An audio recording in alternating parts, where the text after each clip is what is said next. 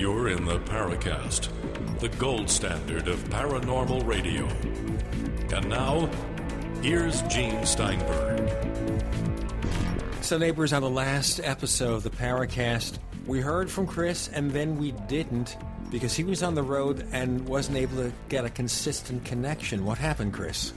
Well, I was on the road and traveling through mountains, up and down canyons, and dropping phone calls every 10 minutes.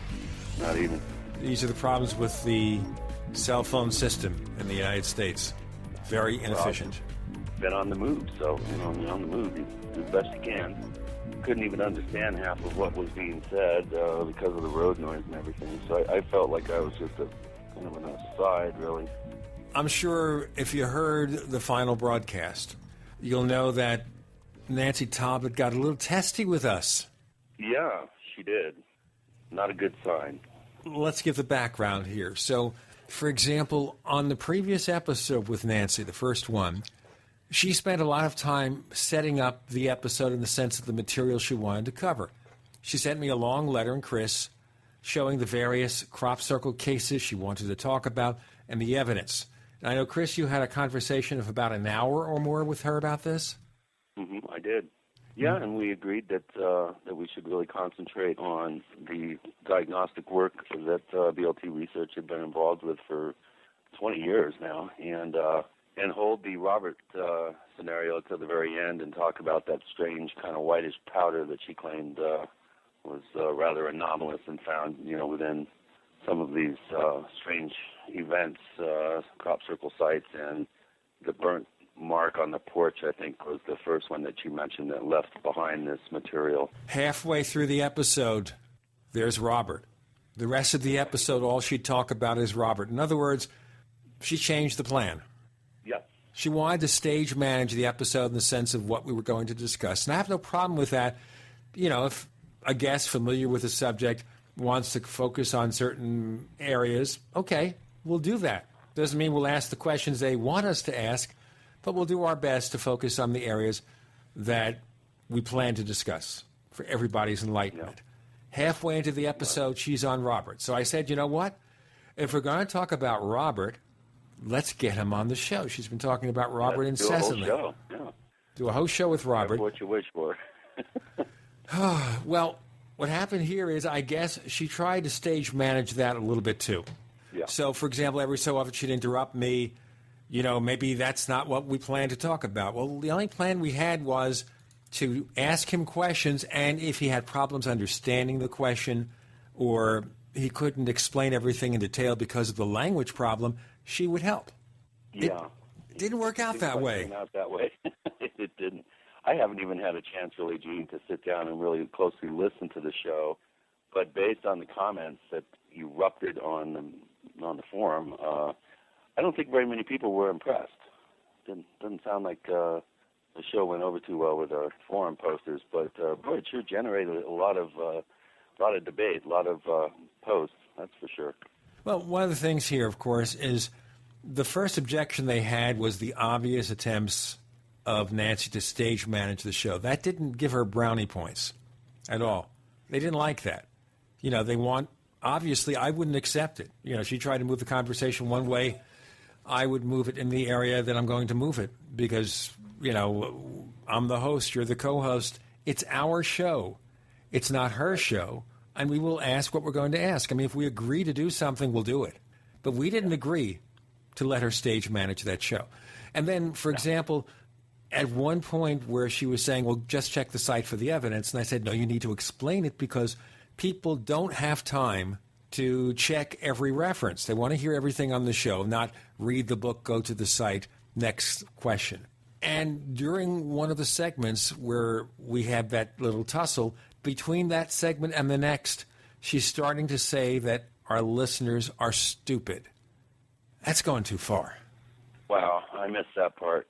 Boy, I'm actually kind of glad I did because I would have launched on it because we have arguably some of the smarter listeners in this whole realm out there, and I would really take exception to that comment. I also, by the way, and I told you this, but I'll explain to our listeners, after the show was over, I sent a very friendly letter to Nancy saying, you know what, your site would look more credible if some of the more questionable pieces of evidence about Robert Vandenbroek were taken out. What we're talking about here is they've got these alleged spirit photos where you have a picture of some figure showing up in a picture of a room. She says the room was empty, there was nobody there, but if you look at the picture, it looks like a cutout, like a paper doll cutout from a magazine or something. And if you look at the picture, it looks like the cutout or image is much sharper than the room around it. Okay? And obviously, what happens if you dangle a tiny picture in front of a camera's lens? More than likely, it will have a sharper focus than the stuff behind it, which is many feet away. This is what it looks like. Yeah. Okay, that's one of the problems. Another problem is this photo called Mudman, or several photos. And we're seeing, for example, that Reader's Digest magazine had these Mudman photos, pictures of this Mudman, and suddenly they end up in these alleged spirit photos. Spirit photos, I mean that he takes a digital camera, holds the digital camera, and suddenly you photograph a blank room or a field, and something shows up that supposedly wasn't there. But in this case, her argument is if you take those images and you look at the originals and you try to align the two images, she talked about this on our April 22nd episode in detail, they don't line up perfectly. The registration is off. She doesn't understand that in Photoshop, you can tilt the image, you can blur it, sharpen it, enlarge it, reduce it. It's clay. You can take it on the pixel level, the tiniest pieces of data in that picture, and do whatever you want with it. It doesn't have to match 100%. Photoshop is not a photocopying machine. It's an image editing program. She doesn't understand. Yeah. Well, I don't understand how the guy is doing this. There's account after account after account of witnesses right there with him, and he's able to pull this off. And when I posted on the forums that I thought that the case, had a tricksterish quality to it, so there I went, Gene, I used that word again. I really do feel that, some independent investigation should be done with the guy to verify once and for all whether this is an elaborate, pulled-off hoax or series of hoaxes, or whether there is something real behind it. I think the fact that the pictures look so primitive and the results of these supposed photographic anomalies are so suspect-looking that kind of tells me, number one, if it's not a hoax, then why is it being presented, these photos being presented by whatever force is allegedly doing this? Why is it being presented so in such a primitive fashion? And I just find that very intriguing, and I really think that Nancy should step back from the case. It's my personal opinion. She's too enfranchised in the case. She has become a part of the case. She's claiming that things are happening around her. Well, when that happens, I think it's really important for any investigator to take a step back, bring in other independent people, which she has attempted to do from time to time, but she keeps being pulled back in, and she's becoming an apologist and, like you said, a stage manager of this very interesting guy. And I think in the sense of doing good investigative work, that she should not be so closely tied to it, and she should bring in people to verify these results. We have the situation here where I try to impress upon Nancy that, speaking as somebody who's worked in the graphics arts business for many, many years, longer than many people have been alive, I know something of this stuff, and these photos don't pass muster. You've got to try to concentrate on other stuff. And, boy, you talk about being defensive. Yeah, it's unfortunate. And I think that bears out what I was saying before about becoming too attached to the whole situation and not, allowing yourself to take a step back and be more objective about it. We're going to take a step back for a second here and more discussion like this with Gene and Chris. You're in Paracast.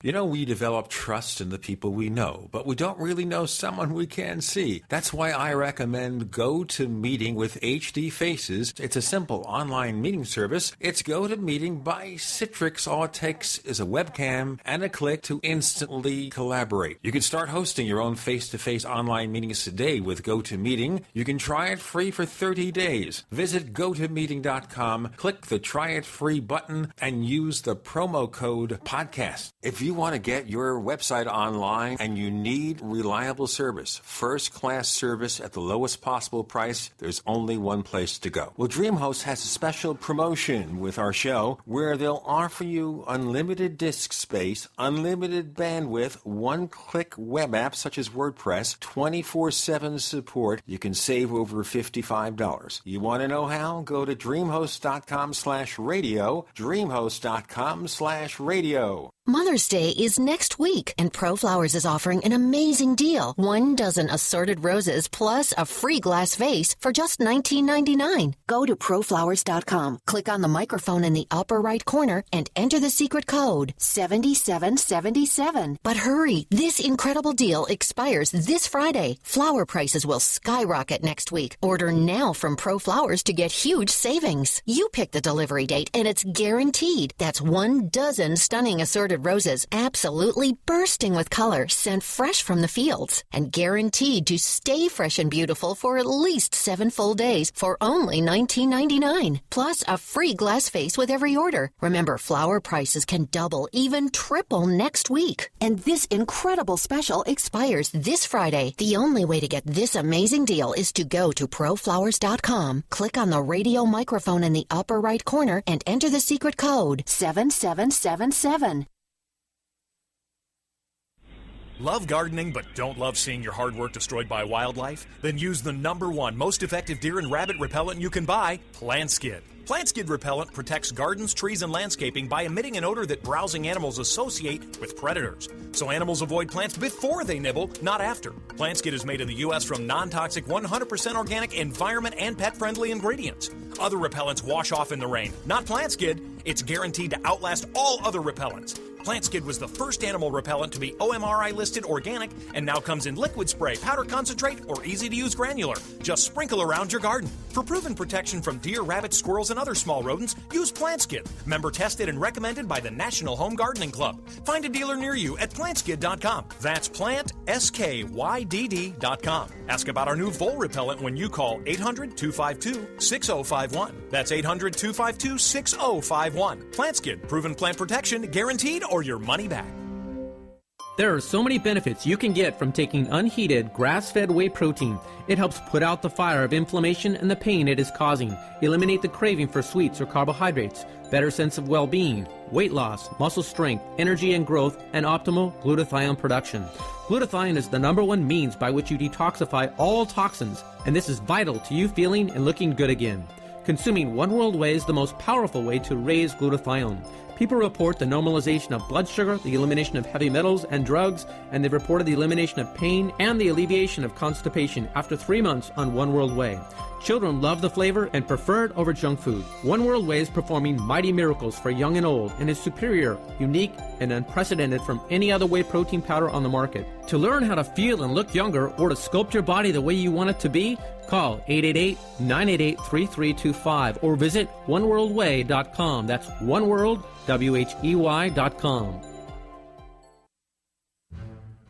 We'd like to hear from you. If you have a comment or question about the Paracast, send it to news@theparacast.com. That's news@theparacast.com. And don't forget to visit our famous Paracast community forums at forum.theparacast.com. Chris is on location this week again, but fortunately he's at a place where the quality of the audio is better and he's not driving among mountaintops, hanging up there on the side of ledges. Is that what was happening? Yeah, it was went through a storm system. Started to think that maybe it was like Tom Cruise in those Mission Impossible movies where he's hanging from the top of tall buildings or mountaintops and jumping and leaping. But right now we're talking about another kind of leaping, the leaping of the logic. The leaping of the logic of Nancy Talbot And I don't want to just insult her or anything. I don't think that's fair. We're trying to... No, I like Nancy. I think that she's doing an admirable job as a layman trying to explain to the public the kind of scientific work that BLT research has been doing. And I don't care what some of the detractors on the forum say. They have been doing good scientific work on the crop circle phenomenon, and they did a cattle mutilation study, and they've done other studies. You can't throw the baby out with the bathwater if one of their investigations that may have put into question the work. I don't think you should discount the entire body of work. Basically, the philosophy being here, the long and short of it, Chris, is that if a person makes a mistake in their research, does that mean that everything they do has to be thrown out? Because in that case, no researcher will ever pass muster. I mean, should we throw out the entire UFO mystery because 95% of all the things reported are conventional in some way or a small portion hoaxes? I think what our listeners are talking about here in their forums is that in one particular instance, Nancy reported about some anomalous substance in connection with a crop circle that was later shown to be a fake. That the people who faked it confessed. And therefore, if she made a mistake there, well, maybe everything she's done through her entire life should be suspect. I don't think that's fair. But I would point out that after I tried to have this exchange with Nancy, she said, don't write me anymore. Really? After you sent the follow-up letter? I tried a couple of follow-ups. And the basic thing is, I have my experts. You don't know anything. How dare you? The people just need to look at our evidence. And if you don't believe it, I don't care. Basically, I don't want to hear the truth.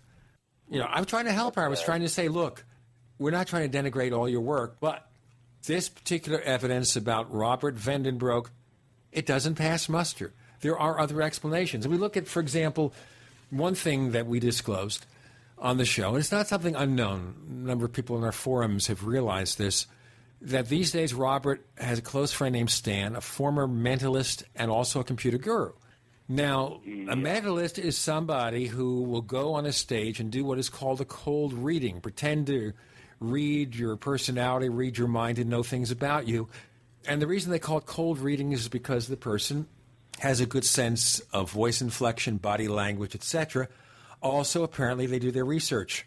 So, for example, someone writes in, the allegation is they'll look at that person's profile on Google and come up with the information, and one of the alleged exposés has it that one of the errors in an online profile or information about somebody ended up in one of Robert's readings, which would reveal the source.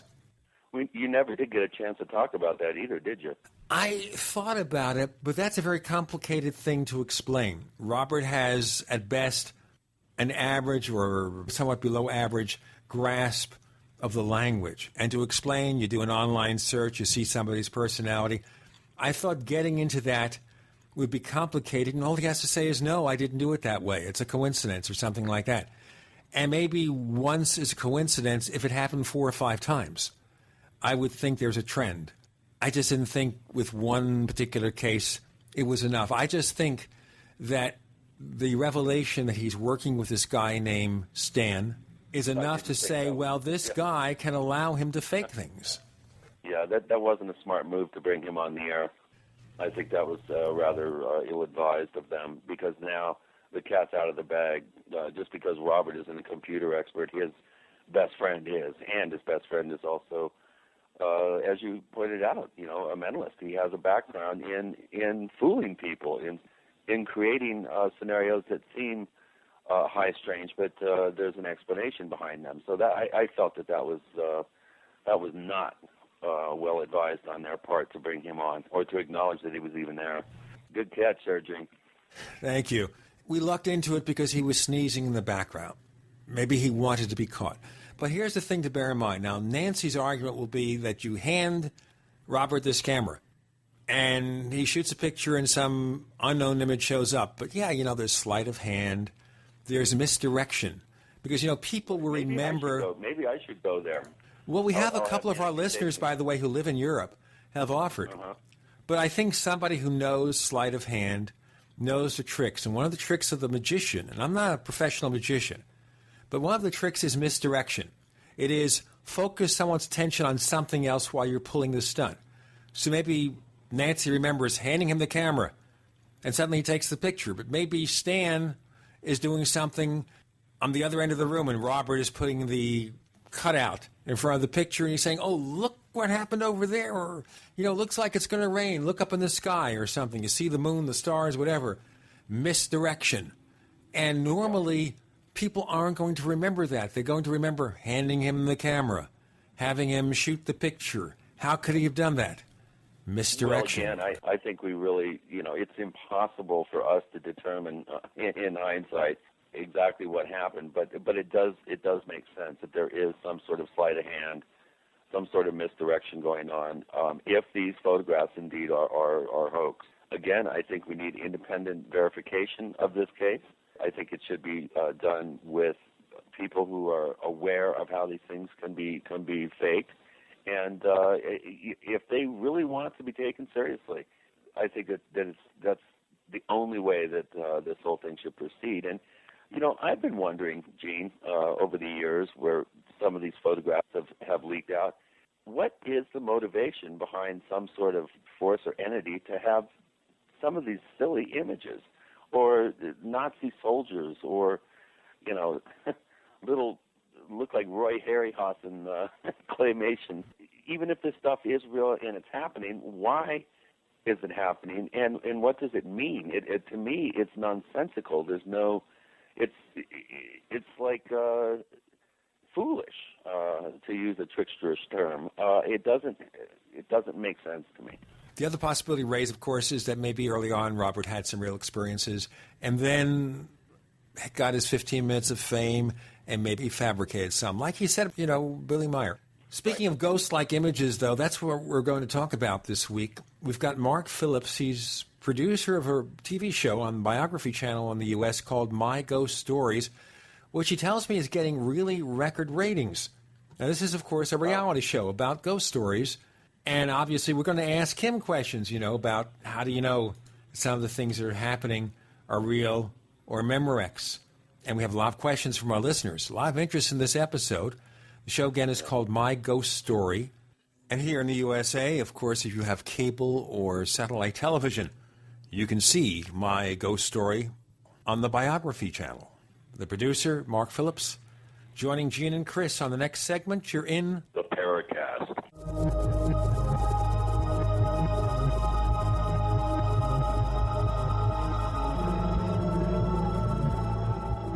Are you tired of searching for great talk radio? Something more important. Search no more. We are the GCN Radio Network. Ray Perkins, a reclusive veteran burned out from the Gulf War, lives tortured by relentless, perplexing nightmares. Nightmares of a horrific battle in deep space and of a mysterious woman suffering in agony for her devastated world.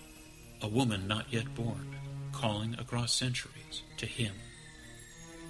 Then, a coincidence leads him to his destiny, his chance to alter the universe. Attack of the Rockoids. The former fiction editor for Star Wars and Indiana Jones, Robert Simpson, writes, "The soul of the novel Attack of the Rockoids lies in its heart and passion for building a convincing tale of a love that spans the galaxy. A thrilling story. Attack of the Rockoids is available now. Read a sample chapter and get a special discount off of the cover price at our website, rockoids.com. That's ROCKOIDS.com. Attack of the Rockoids, a novel in the grand science fiction tradition. Iodine protection packs from hempusa.org are now in stock for immediate delivery worldwide. Our iodine protection packs include microplant powder, green life kelp, red palm oil, and our clear roll-on iodine that will feed the body the iodine it needs. All iodine protection packs are in stock, save you money, and ship for free in all 50 states. Visit hempusa.org or call 908-691-2608 today. HempUSA.org has a revolutionary wonder food for detoxing the body and rebuilding the immune system. Microplant powder can help unclog arteries and soften heart valves while removing heavy metals, virus, fungus, bacteria, and parasites. Plus, it cleans and purifies the blood, lungs, stomach, and colon. Keep your body clean with Microplant powder. Visit us at HempUSA.org or call 908-691-2608 today.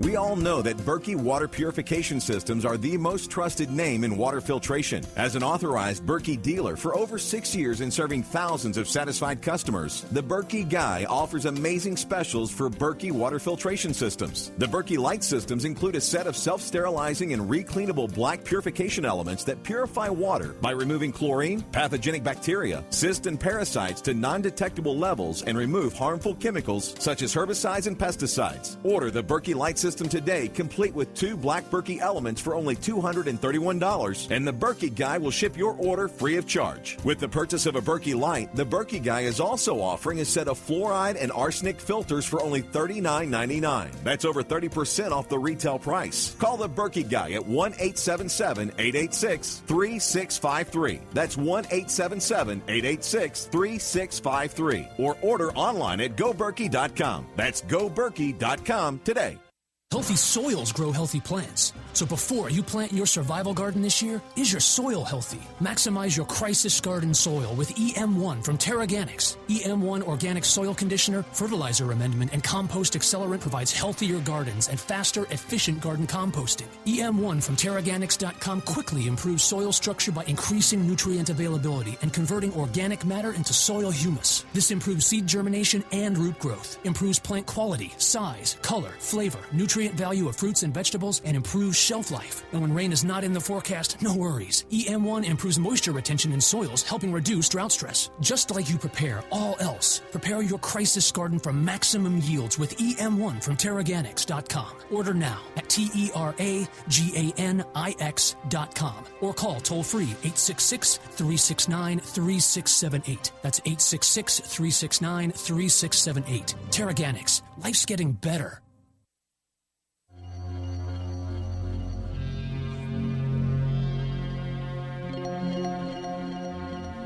Hi, my name is Richard Dolan. You're listening to the Paracast. We're joined by Mark Phillips. He's producer of a TV show called My Ghost Story for Biography Channel. Mark, welcome to the Paracast. Thanks for having me. I appreciate it. So, Mark, let's get our listeners acquainted with who you are and what you're about. How did you get started in producing a show about paranormal events? Well, I've been interested in it for a long time, and I don't know if you remember a paranormal investigator by the name of Peter James. He's a very famous guy. Yeah. He passed away from cancer about 6-7 years ago. And somebody introduced him to me, God, it must have been 20 years ago, and he took me on a private tour of the Queen Mary. He took me way down into the bowels of the Queen Mary, where the morgue was and the swimming pool, and it was totally amazing. It was freaky, the stuff that I experienced. He and I knocked around a few ideas and, this and that, but I always got involved in other shows and sort of put it to the side. Now, I want to ask you before we go on, what kind of freaky stuff? Can you give us kind of an overview? Hot and cold patches of air, weird, bizarre smells, banging on the side of the ship as if it came from nowhere. Stuff like that. So you're not just a hired hand who they needed somebody to do a paranormal show and they said, Mark, here's a good gig for you. This is something you've had a real interest in. Yeah, but I'm not a hired hand. In fact, I'll tell you a story. Sure. The last show that I was involved in as a hired hand was Ghost Hunters. I actually was the co-executive producer of the first 2 hours. I helped invent how that thing looked, and I was fired. And I moved on. I got my own show, and at that point I said, no more hired hand. I only produce shows when my company can produce them, so I don't get caught up in the politics. This show came about in 2008. I had done a very intense project it was a special. It was supposed to be a series. It ended up just as a special for Court TV, which has become True TV, called Inside Predator Task Force, and it was basically a sex crimes task force, and we arrested 15 guys, and it was just an amazing show, and it got amazing numbers. And somebody at A&E saw it, and they got a hold of me and said, "Gee, this was the quote. Gee, that's really good sticky television. Is there something you'd like to do for us?" And I said, "Well, I wouldn't mind doing another cop show," and they did buy a cop project from me. And I also told them about a show that I was thinking about called it Hauntings Revealed. And basically, I described it as, there are a lot of people out there who have had these amazing paranormal experiences, and they've actually captured them on tape or Polaroids or, taken pictures of this stuff. And they said, "Oh, that sounds interesting." So I sent them a reel with some materials that I'd found, and they circled around it for a while and then passed. And then in August of 2008, they called me and said, "Can you do that show, that paranormal show? We want to call it My Ghost Story." And I said, "Sure."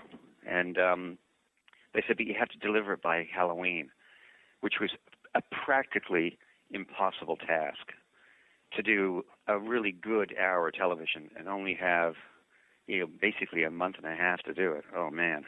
But because it was the end of August when they called. So what they described to me was brilliant, because the A&E is really the Rolls-Royce of cable networks. This particular exec said to me, "Think of it as this: a bunch of people sitting around a campfire telling ghost stories and then showing their evidence." And I went, "Oh, yeah, okay. I get it. I totally get it." It's basically what I wanted to do, but just their take on it was so branded.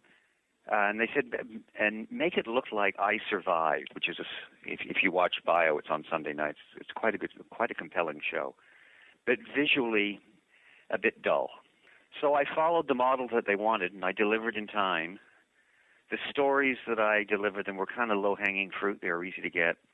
And but even as I was delivering it, I didn't like it, because it didn't have a great look to it, the kind of look that I try to bring to a television show. Can you explain to our listeners what you mean by a great look, so they understand the concept? It was flat. It was the storytellers were all shot in black limbo, and the way that the evidence was introduced, and the way the B-roll was shot, it was just all done very quickly, and I didn't have time to polish it. So we delivered it. They ran it at Halloween 2008, and it got a great number. But the head of the network said, "You know what? It may be a good number, but the show doesn't look very good." So the exec who oversaw it on my behalf sort of got on bended knee and said, "Listen, Mark delivered it way too fast, and he's given me a plan of what he wants to really make it look like, and let's give him another special." So they did. They gave me another special, and in terms of the look, I knocked it out of the park, because I had it figured out perfectly. And by the way, I can't take all the credit myself. I had to give some credit to my co-EP here, a fellow by the name of Hootie Ayalon, who really helped me hone the look. And Hootie's a former editor, so he really gets it. And so we delivered the second one. Again, it got great ratings, and the network was thrilled with what it looked like. And we've gone on from there. They have, ordering series and more series, and away I go. It should be noted, I got a call from the network telling me that last Saturday's episodes which ran here at 7 and 8, and in the East Coast at 9 and 10, performed the highest ratings in the history, in that time slot in the history of Bio. Wow. Which is pretty amazing. Are you able to give us some numbers as to what one expects to be the audience of a show like this on a Saturday night? North of 600,000 homes. Okay. So we're talking about something here. Which is truly a marvelous number for Bio on a Saturday night. Well, it's really a marvelous number on Saturday night. Saturday night is on commercial TV, irregular TV networks. They're lucky on the biggest shows to get 1 or 2 million sometimes. Yeah, I know. So that is a pretty high number. So people have to put that in perspective. We're talking about people choosing amongst the 400,000 cable shows they've got to see your show. I've told you a million times, don't exaggerate. Well, maybe 500,000 times you told me that, and I believe it. But one of the things we want to get into before we talk about case histories and answer questions from our listeners is in creating the kind of look of the show, which we understand has to look good. It's not just the content. Right. But with a reality show, you've got an hour or something like that to present this. What do you sacrifice in compressing the time to fit a TV show? I don't think we sacrifice anything. I mean, we tell 5 stories in an hour. We used to tell 6. And that first episode that I told you about, there were actually 8 stories in it, which was one of the problems because you couldn't explore it deep enough. And even fiction. And also in that first episode, we had way too many storytellers. Sometimes on one story, and it's a great story out of Oklahoma City, we had 4 storytellers. It's just confusing. We never have more than 2 storytellers a story. Otherwise, it's kind of a situation where the camera's cutting back and forth and it gets everything to be very confusing. Exactly, yeah. And I don't know anything about that because I produce radio, not TV. And believe me, if I try... It's the same thing. I mean, sure. Doing a round table on radio is rough. It really is. I would say, and it's impossible. Right, to do a round table. Yeah, you're absolutely right. It's hard enough on... Let's take a few seconds to pull this off. If you want to get in touch with us, there are several ways. One is to write us, news@theparacast.com. Once again, that's news@theparacast.com. On Twitter, we are The Paracast, @The on Twitter, if you want to send us a tweet. Or check our forums, forum.theparacast.com, forum.theparacast.com. We have Mark Phillips, producer of My Ghost Story for the Biography Channel. With Gene and Chris, you're in The Paracast.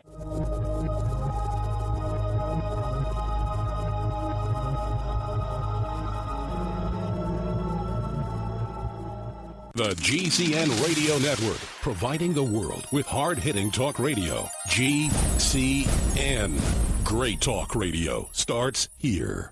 We also have swag. We have all these exclusive Paracast things that you can buy. We've got 60 or so different items, and entails T-shirts, sleeves for notebook computers, iPad cases, mouse pads, the Paracast Jumbo tote bag, all sorts of T-shirts and jackets and stuff like that for men and women.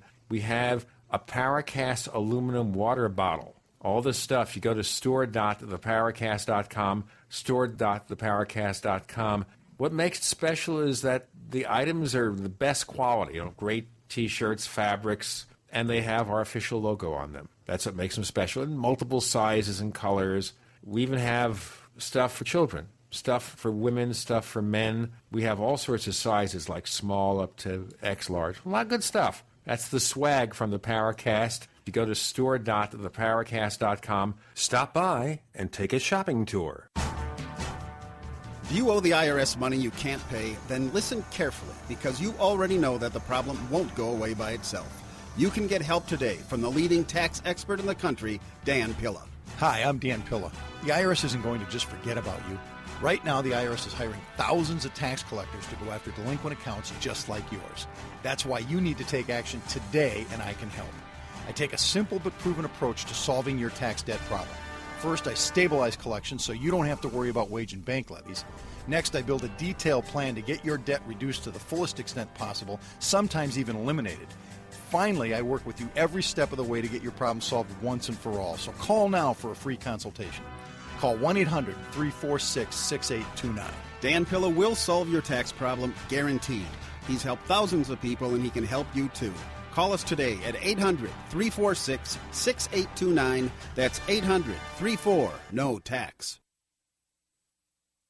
This year, about 1 in every 50 U.S. homes will have a break-in. That's almost 1 per block. Will that one home be yours? Well, I found an amazing little gadget to keep the bad guys fooled, and it's called Fake TV. Fake TV is a low-cost, small electronic security device that makes it look like someone is home watching TV. When you go on summer vacation, yes, get rid of the obvious signs you're away by stopping the mail in the paper, but go a step further in fooling crooks with fake TV. At only $34.95, what? That can't be right. Yes, for only $34.95, fake TV could be the difference between coming home to a secure house or one that's been ransacked and all your possessions gone. Fake TV simulates the light from a real TV and can be programmed just like a lamp on a timer. Use fake TV in any room for just $34.95 and get additional fake TVs for only $29.95. Go to faketv.com or call 1-877-5-FAKE-TV, 877-5-FAKE-TV, or go to faketv.com. For safety, security, and peace of mind, use Fake TV.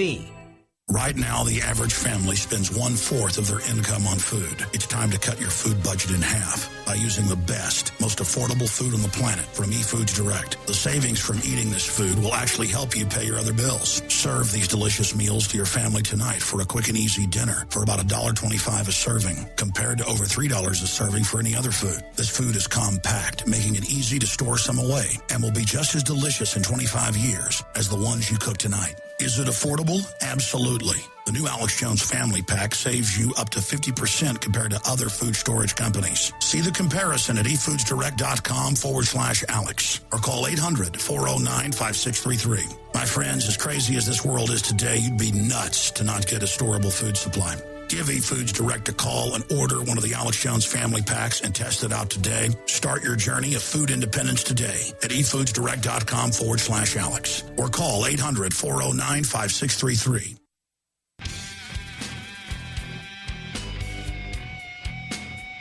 This is Kurt Southern, the author of UFO Mysteries, and you're listening to the Paracast. With Gene and Chris, you're in the Paracast. Mark Phillips joining us. He's producer of My Ghost Story, and we're talking about the background of the show. You know, how they put the things together, how it came to be. And he was telling us on a previous segment that this has become a major, major show for Biography Channel in terms of the number of people who listen to it. Before we go into the way you assemble the episodes, what is there about ghost stories that attracts people so much? Well, I think that the number is 70% of the folks out there in America believe, not necessarily in ghosts, but that there's something else going on in our lives. And so people are fascinated by it. And I wouldn't doubt that skeptics kind of like to watch it as well because they like to make fun of it. I mean, I was told at Sci-Fi, I was at a pitch at Sci-Fi, and I was told that the majority of the audience of Ghost Hunters are people who like to make fun of it, which I thought was hilarious. Well, it's kind of devolved. It's actually a really good show. Yeah, it really has devolved. It's tough having to come up with new, exciting, goosebump-producing stuff week after week. Yeah, it is. Now, that's the next question to ask, of course, is how do you get your material? Do you look at published reports of stories? Do people contact you and say, hey, this happened to me when I was a kid. I need to tell you about this? Well, we have researchers who are out there and exploring the Internet with various search tools, finding stories. And then there are, I think we have a database of something like 16 or 1,700 ghost hunter or ghost investigation, paranormal investigation groups that we reach out to, and we also have a lot of really good stories submitted to us through the Bio website. So any of your listeners can go to the Bio website and submit a story, or they can submit it to us directly. If you don't mind, I'll give you the email address you go to. It's myghostory@mppt.tv. And again, myghostory@mppt.tv. Okay, so that's T like in TV, right? Mark, that's T like in TV, right? Yeah, T as in TV, yeah. Okay, but I guess the biggest question, first of all, is, all right, you're getting all these stories. How do you vet them? How do you separate the stuff from people who say, you know what, I had the story, but it's really something they made up? Or maybe something that a parent told them, and they're just telling stories. How do you separate the wheat from the chaff? Well, you got to remember, on our show, a story is only a story when the storyteller has some evidence. So the first thing we want to know is, what's the evidence? And then our researchers get into it, and they find, we talk to the people, we have them either send us some tape on themselves, or we interview them over Skype. And my producers have a good eye for who they think is a good storyteller and who they may think is making something up. There aren't a lot of people out there making stuff up. We have had a couple of instances.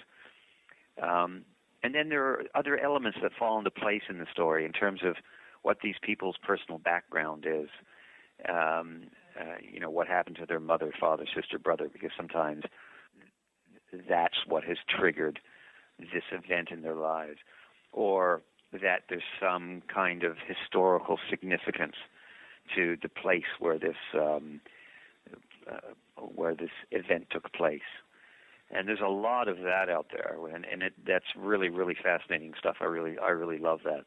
The best stories, in my mind, come from just regular, everyday folk who have had this experience, and sometimes they don't realize the significance of it until it happens over and over again, and they ask an investigator to look into it. The investigator comes in, looks into it, and ends up recording bizarre images and recording sounds, and then a light goes off in the head. Wow! So when we tell that story, we have the original person who uncovered the event, and then have an investigator be the second storyteller. But I just so love it when both storytellers are just regular old folk. It really comes across. Have you ever had a situation here where you ran something on the show and then you learn maybe a week, a month, a year later, wait a minute, this wasn't real, was it? You know what? We haven't had that. We have not. We have had some situations where we got into the story and even recorded something about the story and then said, hey, you know what? This is hinky, and we just drop it. Yeah, we've had that a few times, and it becomes patently obvious once you've done so many of these stories as we have. It becomes patently obvious why they're doing it. They're trying to promote either their group, or they're trying to promote a particular place that they own and that they want people to come to because it's sexier, because it's haunted. So it becomes obvious to us. Yeah, I've found that too. I've been a long time field investigator, and since about 2004, I've been doing quite a number of haunted site investigations, and it's pretty apparent when an inn owner or a bar owner or maybe a hotel owner, a restaurant owner is trying to drum up business for a place and uses the old, it's haunted, using that adage, and I have run into that. It's you would think you'd run into it more, but yeah. Well, you just hit the head. You just hit the head with the hammer there, because that's exactly the kind of places that I'm talking about. Yeah. Yeah, and I would suspect that you would find more of this type of self-promotion or place promotion, but I've been fortunate, at least with the groups that I've worked with and associates, their work. It's not as prevalent as you would think, but it is out there. And of course, as you're probably aware, there are many, many inns and taverns and bars that there has been paranormal activity at. In fact, there's a book, about a 1,000-page book called Bottles of Booze, as in BOOS. And there's just thousands of places that claim to be haunted. Yeah. Yeah, especially if you go over to Europe or in England. Which we are doing, by the way. Yeah, I bet. Your audience may want to know that. We're starting to do international episodes, actually international stories that will be featured in the episodes. In fact, we did our first one with a family from England, and there's some fascinating stories in England and Ireland, Scotland, Wales. We're doing another one in Australia. Wow, nice. Hey, the budget's also getting a little bigger then, huh? Yeah, and also a few in Canada. Well, my ghost story, the episodes that we produce here in Los Angeles are shown all over the world on A&E and non-A&E stations. And there's also what we call my ghost story formats that are being produced. One is in Singapore, that's for Southeast Asia, and the other is being produced out of Buenos Aires for Latin America. In fact, the Latin America one is aired already. So it's really been a success in that sense. Not just Americans who are fascinated by this stuff. Yeah, you need good quality material to work with for it to be a success. So, I mean, you can put lipstick on a sow, but it's not going to last long unless you have some real content. Yeah. So, Mark, just as obviously the left field question, what do you tell people who say, you know what, I don't believe this stuff, they're just faking it on TV. It's just a TV show. Change channel.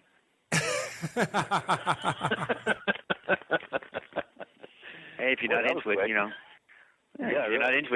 go watch wrestling. Yeah, we want to watch something real, or watch a political show if you want to talk about something. Of course, it just occurred to me that wrestling isn't real either. Well, we're in trouble now, folks. Yeah, it is. People bet on it. Well, that's real. That's real. People bet on wrestling, so we know that's real. Yeah. That's how it works. In our next few segments, we'll also be beginning to ask the questions that our listeners have. Great. So I don't know what they're going to say. You know, we just pick them up from our forums, and we ask them, unedited, except, of course, in case they use user-unfriendly words. We have to, of course, delete those. We ask them, and we'll have to see what you have to say about as we explore My Ghost Story from Biography Channel. The producer, Mark Phillips, is with us with Gene and Chris. You're in the Paracast.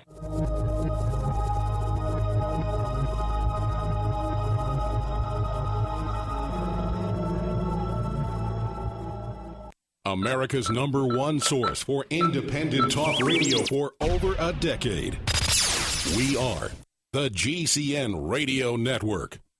Hi, this is Ted Anderson. If you'd like to listen to GCN programs on the go, I have great news. GCN has created a Droid and iPhone application, and it's free. Just as easy as going to GCNlive.com, click on the banner, and download. Before you know it, you'll be listening to your favorite hard-hitting GCN shows, live or on demand, right on your Droid or iPhone, 24/7 and on the go. So download the Droid and iPhone app free by clicking on the banner at GCNlive.com. Thanks again for listening to GCNlive.com. Again, that's GCNlive.com. Hi, this is Ted Anderson. Have you ever wondered why banks, stockbrokers, investment advisors won't talk about gold IRAs? They've been available since 1986, yet the financial industry won't recognize the value of gold for your retirement. Gold has outperformed paper investments, yet no word about IRAs. If you would like to have gold for your retirement, call 800-686-2237. Don't get left behind by rising inflation and low returns. Call 800-686-2237. Secure your future and call 1-800-686-2237.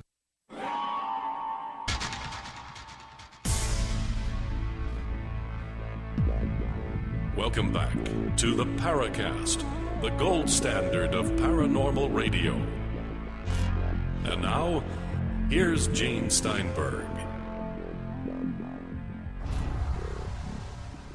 With Gene and Chris on the Paracast, Mark Phillips, producer of My Ghost Story. Listeners, I gave you the chance in our forums at forum.theparacast.com to ask your questions. Okay, we have a bunch of questions here, and as of the time I checked this message before, it had 13 messages, but since that's unlucky, it's now up to 14 questions. But each, message has multiple questions. Trained observer, the paranormally disenchanted member of the forums since 2010, asks several questions, of which we've had answers so far. But here's one, Mark. Do you have anything to do with Celebrity Ghost Story? No, it's produced by another company. And we are Celebrity Ghost Story's companion piece. It's pretty good. It's a pretty good looking show. So that's the point here. There are different ghost story kind of things, like different programs about paranormal encounters. Are you aware of many of them and how they do their shows? Well, I'm very aware of how Ghost Hunters does their show. I have a pretty good sense of how Celebrity Ghost Stories is done. Those are the two that I'm most familiar with.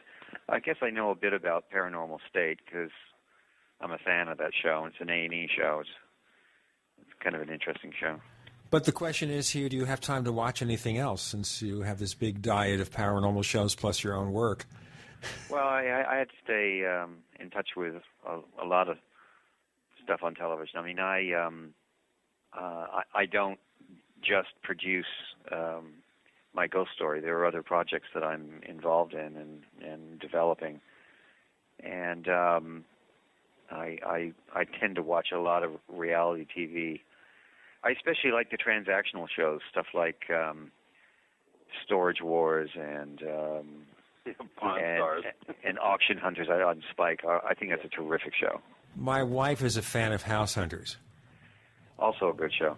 Okay, we're talking about here, folks, where people go out and they look at a house, and supposedly they choose which house they want to buy among 3 houses. And the nice thing about it is if you're planning to move to a specific part of the world, you get to see what the homes are like, what the scenery's like. Interesting for that kind of show. So well, you should tell your wife to watch Celebrity House Hunters, which I believe it's either on A&E or Bio. And it's really a pretty cool show, and celebrities.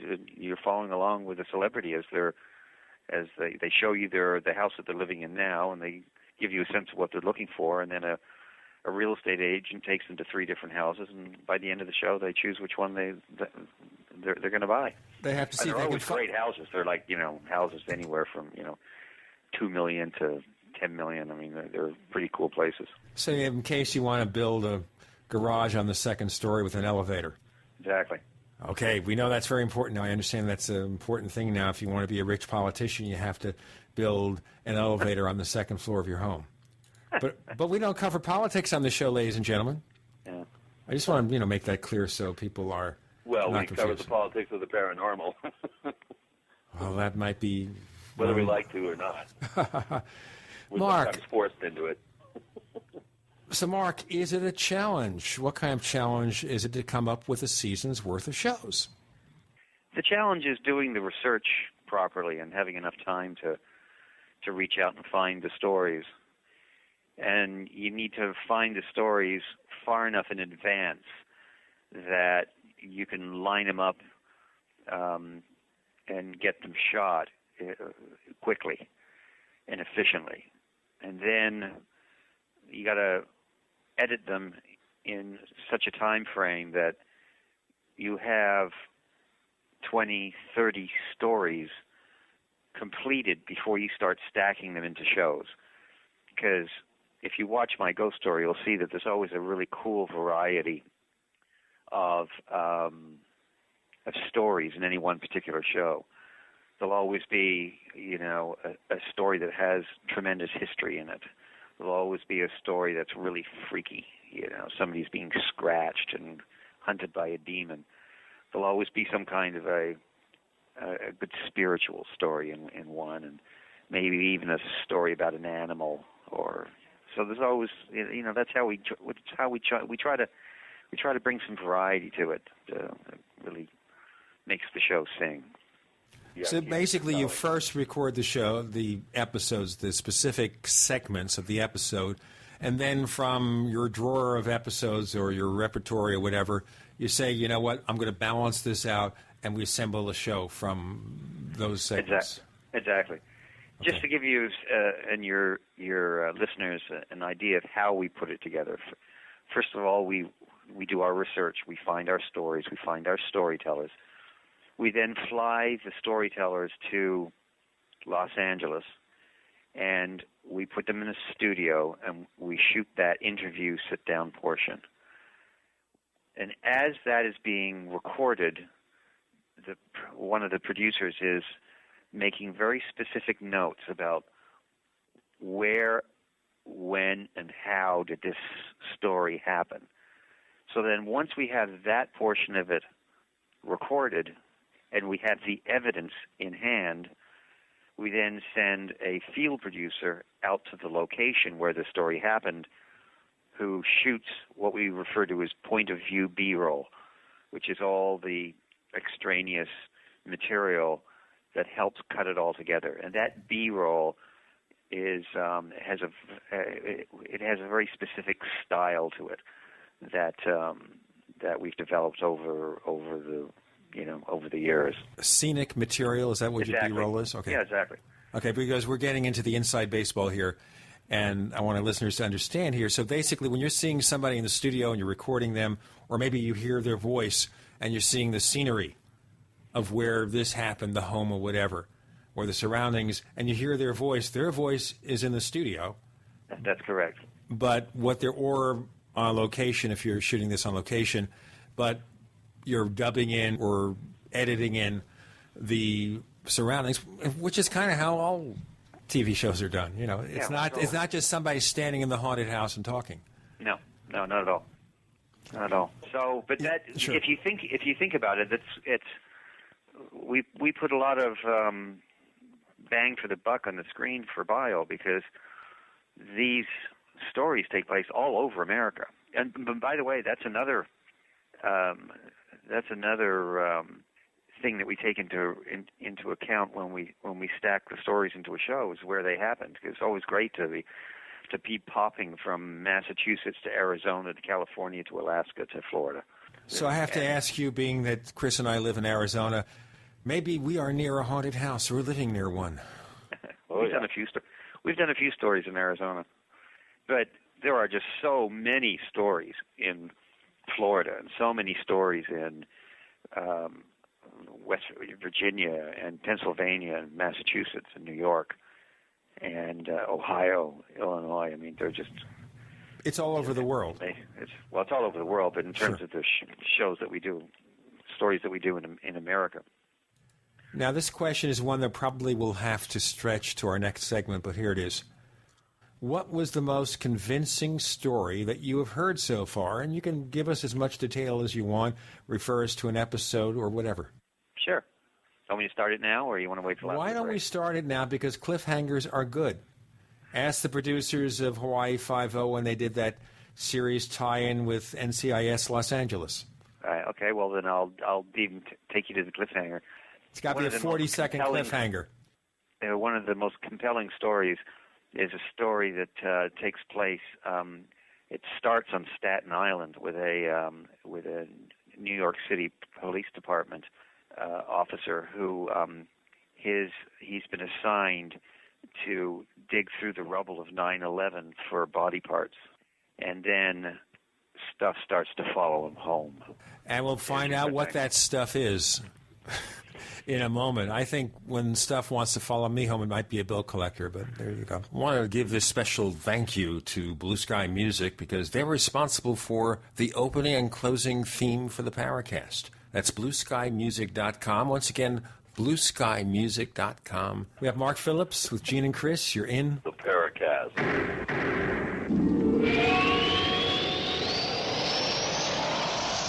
Whether it's personal mail, whether it's business email, you want reliable, dependable delivery, freedom from spam, freedom from viruses. Well, Polaris Mail offers professional email hosting services for your personal or small business use. Each account uses 25 gigabytes of storage, an easy-to-use webmail interface, and full mobile sync. Sign up today for a 30-day free trial at polarismail.com, polarismail.com. So here's what happened. I was placing an order online. The site went down. It just stopped responding. It took hours before it returned, but I'd already placed the order with another company. If your site goes down, you could lose business. And if you have a business or personal site, you'll want to know it's easy to run and it will stay online. At iWeb, your site is hosted on one of the most reliable networks in the world. Check it out. iWeb.com. That's iWeb.com. You may snicker when you hear this message, but you won't laugh after you experience the best-kept health secret ever, camel milk. Camel milk is loaded with health benefits far superior to other milk. Camel milk has antibacterial, antiviral, and anti-tumor properties, is rich in B vitamins, and camel milk is 3 times higher in vitamin C than cow's milk, and 10 times higher in iron. And camel milk contains 52 units of insulin-like proteins per liter, effectively lowering blood sugar levels. Many of our members testified that drinking camel milk reversed diabetes and greatly improved autism. Camel milk is easily digested by those who are lactose and beta-casein intolerant and comes fresh or frozen from your trusted local family farm, shipped on dry ice to preserve freshness. Go to camelmilkforsale.com now and look under products and pricing for the spring special with free bonus pints. That's camelmilkforsale.com, camelmilkforsale.com. Hi, I'm Mark Craighead, founder of Crossbreed Holsters. I designed our top-selling holster, the Super Tuck Deluxe, to solve the problems of being poked, pinched, and gouged while carrying concealed. The Super Tuck Deluxe is the most comfortable, most concealable holster on the market today. We offer a 2-week free trial and a lifetime warranty. Visit us at crossbreedholsters.com. Don't forget, crossbreedholsters.com. That's crossbreedholsters.com.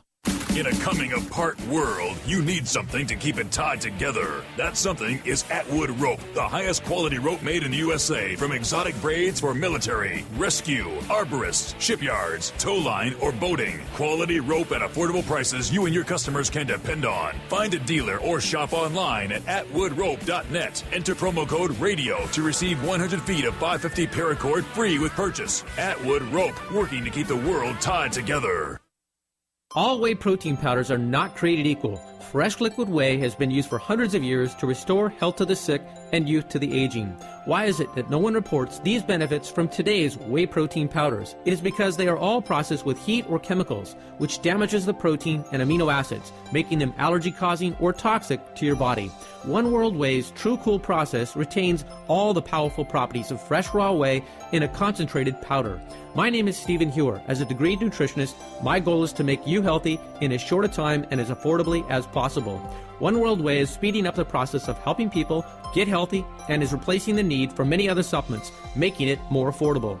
To learn how One World Whey may help you with fat loss, the elimination of inflammation and pain, detoxification of heavy metals, intestinal health, brain function, and increases in strength, energy, and muscle size, call 888-988-3325 or visit oneworldwhey.com. That's oneworldwhey.com.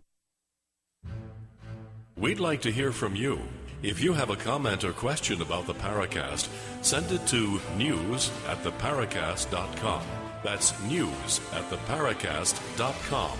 And don't forget to visit our famous Paracast community forums at forum.theparacast.com. We have Chris O'Brien in a ghostly location, another one of those ghostly locations that he visits, and talking to us on the scene, but we're also on the scene from his office anyway. Mark Phillips, producer of My Ghost Story for the Biography Channel. And we were talking about a story here where someone is digging for remains, I take it, Mark, from 9/11, and something starts following him home to Staten Island? After 9/11, they took all of the debris from the Twin Towers. They took it to Staten Island. Because they wanted to make Staten Island kind of a dumping ground, and I think people at Staten Island could say other things about that, but okay. I'm not sure why they took it to Staten Island, but they did take it to Staten Island. And this particular... Well, they had to hide it somewhere. This officer, he was assigned to find body parts. And then he started having... experiences at home. He would take pictures of them. He had crucifixes, multiple crucifixes on the wall in his kitchen, and his clock would keep stopping at 9:43. I think it was 9:43. I'm trying to remember the exact time, but it was the time when the first plane hit the tower, and it happened over and over and over again. He had all this wonderful evidence, and he was a typical New York City cop, and he's just. He'd been a cop all his life, and the experience of what happened on Staten Island and in his home finally led him to a heart attack, and he left the force. And he wrote a book about it. It's called Running with the Bulls. I'm trying to remember his name of the author, but your audience might want to look it up. It's quite a good book. He actually brought me an autographed copy of it when he came to Los Angeles. that's one of the stories that really stands out in my mind. Another one, because it kind of struck me personally, was this woman. Her son was born in 1977, and her son unfortunately died when I think he was like 9 or 10 years old. And ever since that time, she has been finding money, and at very important moments in her life. And the money is always 1977. It's either, a penny, a nickel, a dime, a quarter, whatever. And I was sitting and watching this interview from the control room, and it struck me personally because I'm always finding money. There's something bizarre. I'm constantly finding money. Boy, do I wish that happened to me. And I consider it good luck. It's a you should be superstition. doing workshops.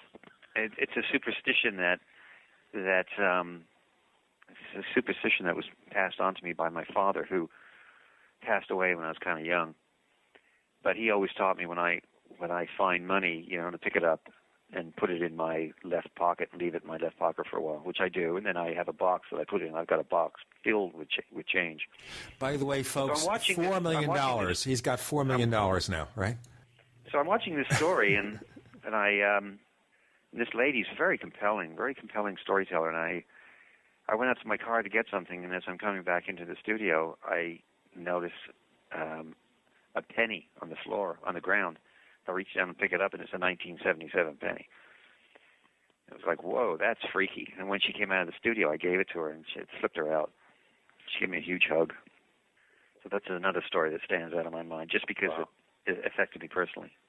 Yeah, I'm saying that your team has really, obviously your researchers have been exposed to some of the more celebrated haunted sites and some not so celebrated. What's your short list for haunted sites in America that you feel give investigators the best chance to really prove that there is some sort of force that maybe represents some sort of life force after death? What are your favorite haunted sites?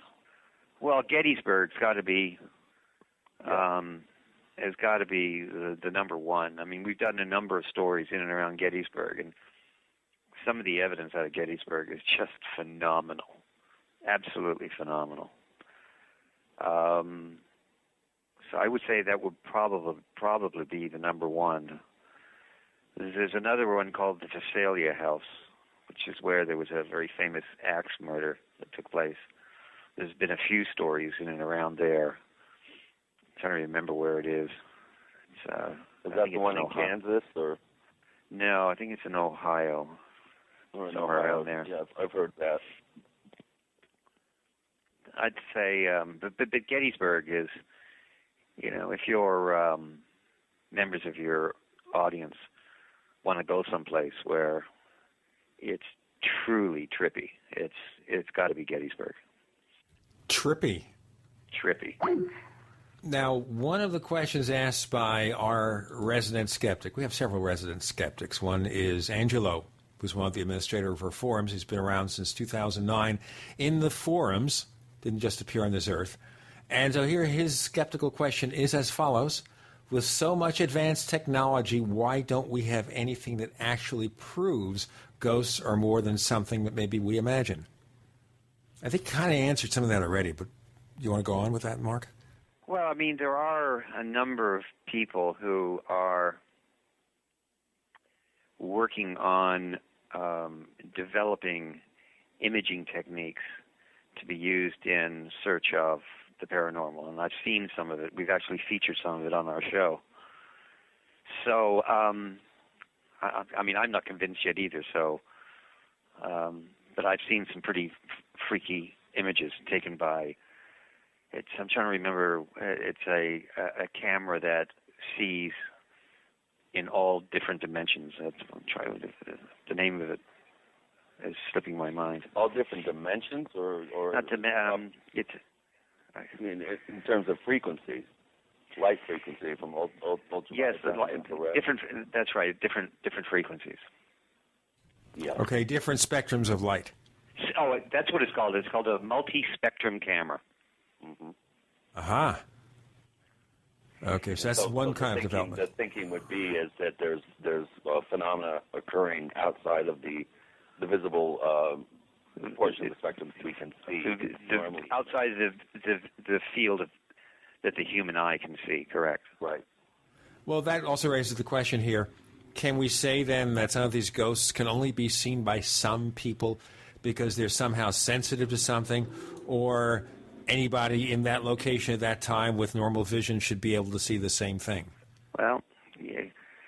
As far as we're concerned, it's not a story unless somebody's taking a picture of it or recorded it in some manner. Mm-hmm. Technology is. You know, I always come back to that when it comes to my ghost story. That's what my ghost story. That's what makes it such a compelling show. I saw this. This happened to me. I took this picture of it. Wow. So if we get the Photoshop expert out there who takes your picture, he's not going to find anything. We have Photoshop experts on staff. I don't need anybody else. Somebody has pulled that on us already, and it ended up in the junk drawer. We have Mark Phillips, producer of My Ghost Story. I'm Gene Steinberg with Chris O'Brien. You're in the Paracast.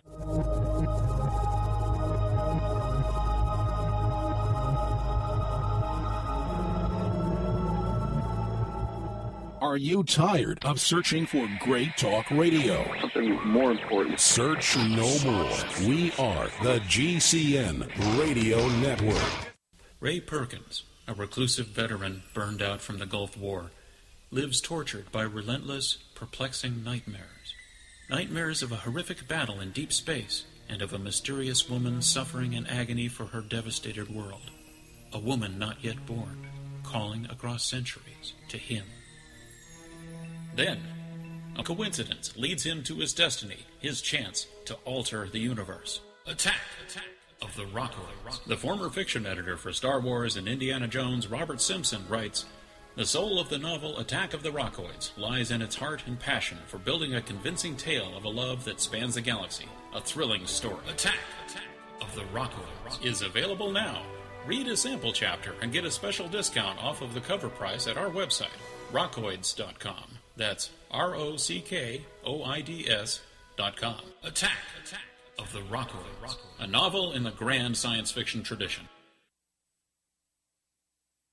Hello? Congratulations. For what? For losing all that weight. How'd you do it so fast? ASAP. ASAP what? What's that mean? Are you ready to get as skinny as possible, as soon as possible, as simple as possible, and as sexy as possible? I'm listening. Then get with the ASAP program. It's real and it works. No smooth talk, no slick advertising, and no exaggerated claims of success. I've got to know more. Welcome to ASAP, as slim as possible. Whether you have 10, 20, or 50 pounds to lose, ASAP is your weight loss answer. ASAP targets the abnormal fat reserves and makes them available to be burned as fuel and contains no caffeine or hormones. Order ASAP at wholesale prices or join the team to share the business with others. Visit GCNteam.com or call 877-878-4203. GCNteam.com or call 877-878-4203. Lose weight and look great with ASAP, as slim as possible. And now another Centos game changer with sports broadcaster Aaron Andrews. I'm here at my favorite car rental in sunny Miami. With me is the manager, Beth. I see your team has a new look for this season. Yeah, they just got uniforms, and my female employees are especially excited about the great styles. This flat out wasn't an option when men's uniforms were the only choice. Well, it seems these young ladies are really hustling out here. What made the change for you? Yeah, well, our playbook hinged on one big detail: women's workwear by Centos. These clothes are designed by women for women. When they look good, they're happier, and our guests notice. Well, judging by their extra effort, this team is going to the next level with Centos uniforms. Let's go up to the booth for more. Finally, a line of women's workwear they want to wear. This is one of many expert services Centos can tackle for your business. Don't settle for less. Call Centos at 1-800-CINTAS-6 or visit Centos.com/radio and tell them to bring in the team with the white truck. We all know that Berkey water purification systems are the most trusted name in water filtration. As an authorized Berkey dealer for over 6 years and serving thousands of satisfied customers, the Berkey Guy offers amazing specials for Berkey water filtration systems. The Berkey Light systems include a set of self-sterilizing and recleanable black purification elements that purify water by removing chlorine, pathogenic bacteria, cysts, and parasites to non-detectable levels and remove harmful chemicals such as herbicides and pesticides. Order the Berkey Light system today, complete with 2 black Berkey elements for only $231, and the Berkey Guy will ship your order free of charge. With the purchase of a Berkey Light, the Berkey Guy is also offering a set of fluoride and arsenic filters for only $39.99. That's over 30% off the retail price. Call the Berkey Guy at 1-877-886-3653. That's 1-877-886-3653. Or order online at goberkey.com. That's goberkey.com today. Hi, this is Don Ecker, and you are tuned in to the Paracast. Let me tell you what, you're going to hear stuff here that you probably won't hear anywhere else. Hear that, George Snorri? With Gene and Chris, you're in the Paracast with Mark Phillips. Right now we're answering your questions, and the one thing you mentioned there is, you can't fool them with Photoshop because being a professional movie production company or a TV production company, they've got people on staff who will know. If you play with the pixels, they'll catch you. I mean, that's what editors do. That's what I have some of the best editors in Los Angeles working on this show. And that's what they do. They, as editors, they play with pixels. So when somebody's playing pixels on us, we'll catch them. But you know what? The goofy stuff that's sent to us, we get that out of the way long before we even get to the edit room. Is it worth maybe a B show where you show the flubs? It's kind of like the end of the movie Rush Hour, where all the flubs are being shown. Gene, that's not a bad idea. Can I steal that from you? If they steal everything from me, you might as well steal that too. I've got a concept for a science fiction show, but I can't let you steal that. Sorry. That's actually a funny idea. The stories that didn't make my ghost story. I can think of a few that we encounter on the Paracast, a few goofy photos and such. Then, in fact, before you came on, we were talking about a couple of really goofy ones, really poor attempts at photoshopping. Right. Even the 10-year-old who knows how to do Photoshop now would do better than this. Let me ask you a question here from another listener named Pixel Smith. Speaking of pixels, he's a guy who pushes pixels for a living. Why are ghosts often depicted as wearing clothing of some sort? Yeah, I knew that would come up. That's funny because sometimes that's the most significant part of it. A man in a Victorian coat. The one that, here's a great story out of Oklahoma City of a woman who appears on a security camera, and she's wearing a ball cap and like a Levi work shirt. And supposedly that's what she was wearing when she was in a car accident. Is that the key here, that the ghosts will wear what they were wearing when they died? That's correct. Okay, so if it's bedclothes, maybe they died in a hospital room. So that's why, for example, on a TV show like Being Human, the woman who is the ghost, she's wearing the clothing she died in when she fell down the stairs. I haven't seen that show, but yes, I'm presuming that.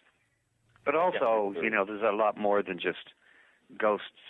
At least on our show, appear not just as in the human form, but there's also all kinds of, bizarre mists and orbs and multiple orbs and images inside orbs and all that kind of stuff. The most one of the freakiest ones was taken next to Sharon Tate's house, and it's a picture. One of the pictures is of an orb, and inside the orb is a little orb, as if the orb is pregnant, because as you know, Sharon Tate was pregnant when she was murdered. I've been waiting for the ghost of Lady Godiva to be photographed. That would be good. Yeah, or her horse. By the way, there's a number of great stories involving animals as well. Sure. Well, tell us a couple. Well, there's a marvelous story out of Gettysburg with the mules that were pulling the wagons of dead and wounded soldiers. That's a good one.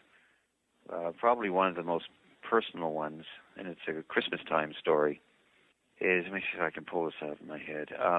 That's okay. We are not putting you on trial, and therefore, if you make a mistake... that's okay. If you make a mistake, we'll just rag on you in the forums. It's a good story. And Sure. It starts in Colorado with a woman who has this big, beautiful dog, and she's in the final stages of terminal cancer, and her friend from Los Angeles goes and visits her and is with her while she passes away. And just before she passed away, she said, "Would you please take care of my dog for me?" So our storyteller, who's actually a lawyer, she said, "Of course I will." And after she passes away, she takes the dog back to her home in Los Angeles. And that Christmas, which is just shortly after the woman passed away, the dog is always staring off into space and looking at, as if it's looking at something.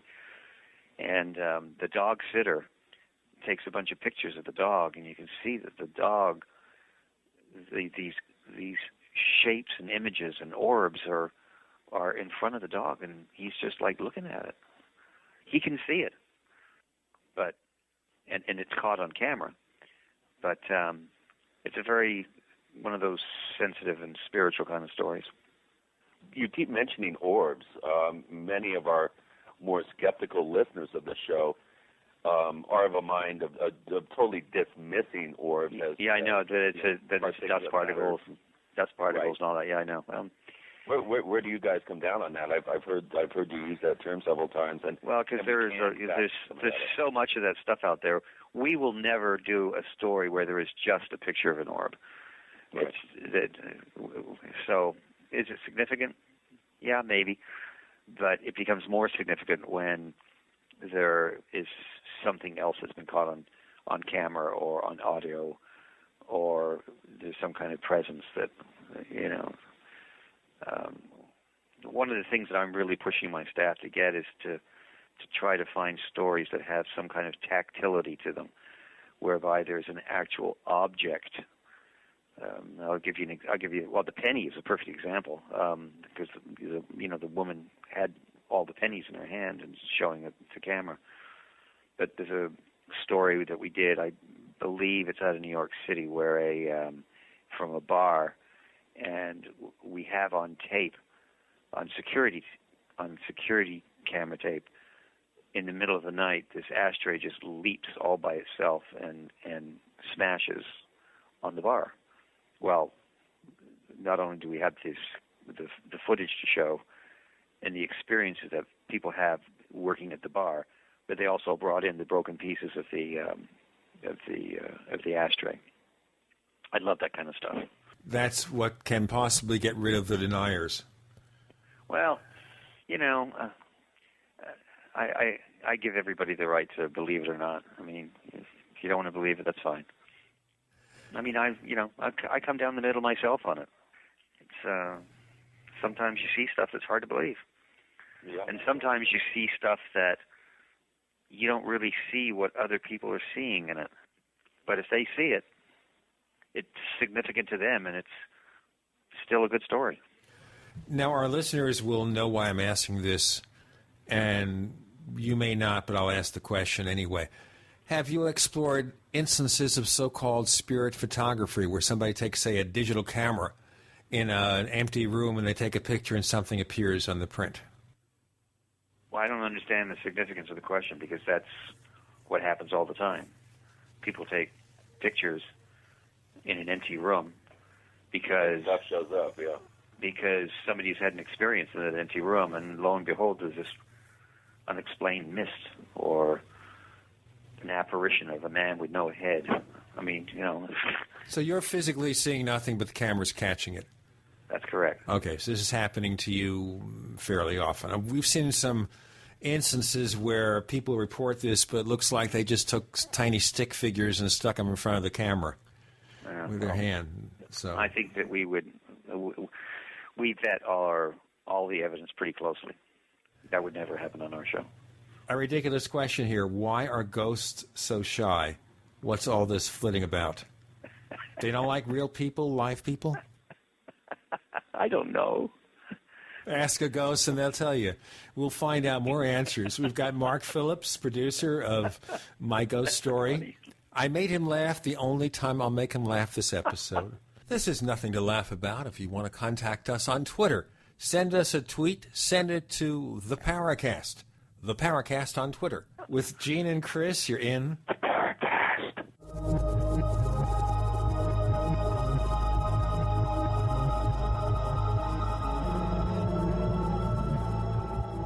The GCN Radio Network, providing the world with hard-hitting talk radio. GCN. Great talk radio starts here. Graphic Converter is the image manipulation tool for the rest of us. It does not use any database. You get full control of all your files. Want to view the images of a folder? Drag it into Graphic Converter, and a powerful browser opens up to show your image files. You could use it for slideshows. You could use it to import images from digital cameras or from scanners. Need to do some image editing? You can do that too in Graphic Converter. Also print catalogs. Convert from so many formats I can't even list them. Download now to see if Graphic Converter is good for you, like 1.5 million other users. Guess what? You could save money when you buy Graphic Converter. Use the coupon code Night Owl. Use the coupon code Night Owl to get a special price for Graphic Converter. Go to lemkesoft.com. That's Lemke soft.com. Lemkesoft.com. Lemke soft.com. If you owe money to the IRS, you can't make the problem go away by yourself. But with the help of Dan Pilla, you can get your problem solved once and for all. Hi, I'm Dan Pilla. For 30 years, I've helped thousands of people solve their tax debt problem, and I can help you solve yours too. We take a very simple but proven 3-step approach to solving your problem. First, we stabilize IRS collection actions so you don't have to worry about the IRS seizing your bank account or paycheck. Next, we build a comprehensive plan to get your tax debt reduced to the fullest extent possible, sometimes even completely eliminated. And finally, we work with you every step of the way to get your problem solved once and for all. Call us for a free consultation. Call 1-800-346-6829. We'll work together to get your problem solved, guaranteed. Dan Pilla has been protecting taxpayers from the IRS for 3 decades, and he can help you too. Call us today at 800-346-6829. That's 800-34-NO-TAX. George Washington said, "Government is not reason, it is not eloquence, it is force, like fire. It is a dangerous servant and a fearful master." America's government is no longer the servant of the people and the protector of our liberty, but has become that fearful master. We the people must understand the nature of this government gone awry if we are to be successful in saving our country. America is being deliberately destroyed by a cabal of international gangsters so that she can be forced into subjugation to a one-world government. The God-given, unalienable rights of the Declaration of Independence are in jeopardy. We must not let them be stolen by ambitious and evil men. Utopia Silver Supplements believes it is our God-given right to make our own health care decisions however we deem best. If we can help you with your supplement needs and better health, then help us win this health freedom battle. Visit us today at utopiasilver.com. That's UTOPIA silver.com, or call 888-213-4338. Again, 888-213-4338. Right now, the average family spends 1/4 of their income on food. It's time to cut your food budget in half by using the best, most affordable food on the planet from eFoods Direct. The savings from eating this food will actually help you pay your other bills. Serve these delicious meals to your family tonight for a quick and easy dinner for about $1.25 a serving, compared to over $3 a serving for any other food. This food is compact, making it easy to store some away, and will be just as delicious in 25 years as the ones you cook tonight. Is it affordable? Absolutely. The new Alex Jones Family Pack saves you up to 50% compared to other food storage companies. See the comparison at eFoodsDirect.com/Alex or call 800-409-5633. My friends, as crazy as this world is today, you'd be nuts to not get a storable food supply. Give eFoods Direct a call and order one of the Alex Jones family packs and test it out today. Start your journey of food independence today at efoodsdirect.com/Alex or call 800-409-5633. This is Jerome Clark, author of the UFO Encyclopedia and other books. You're listening to the Paracast.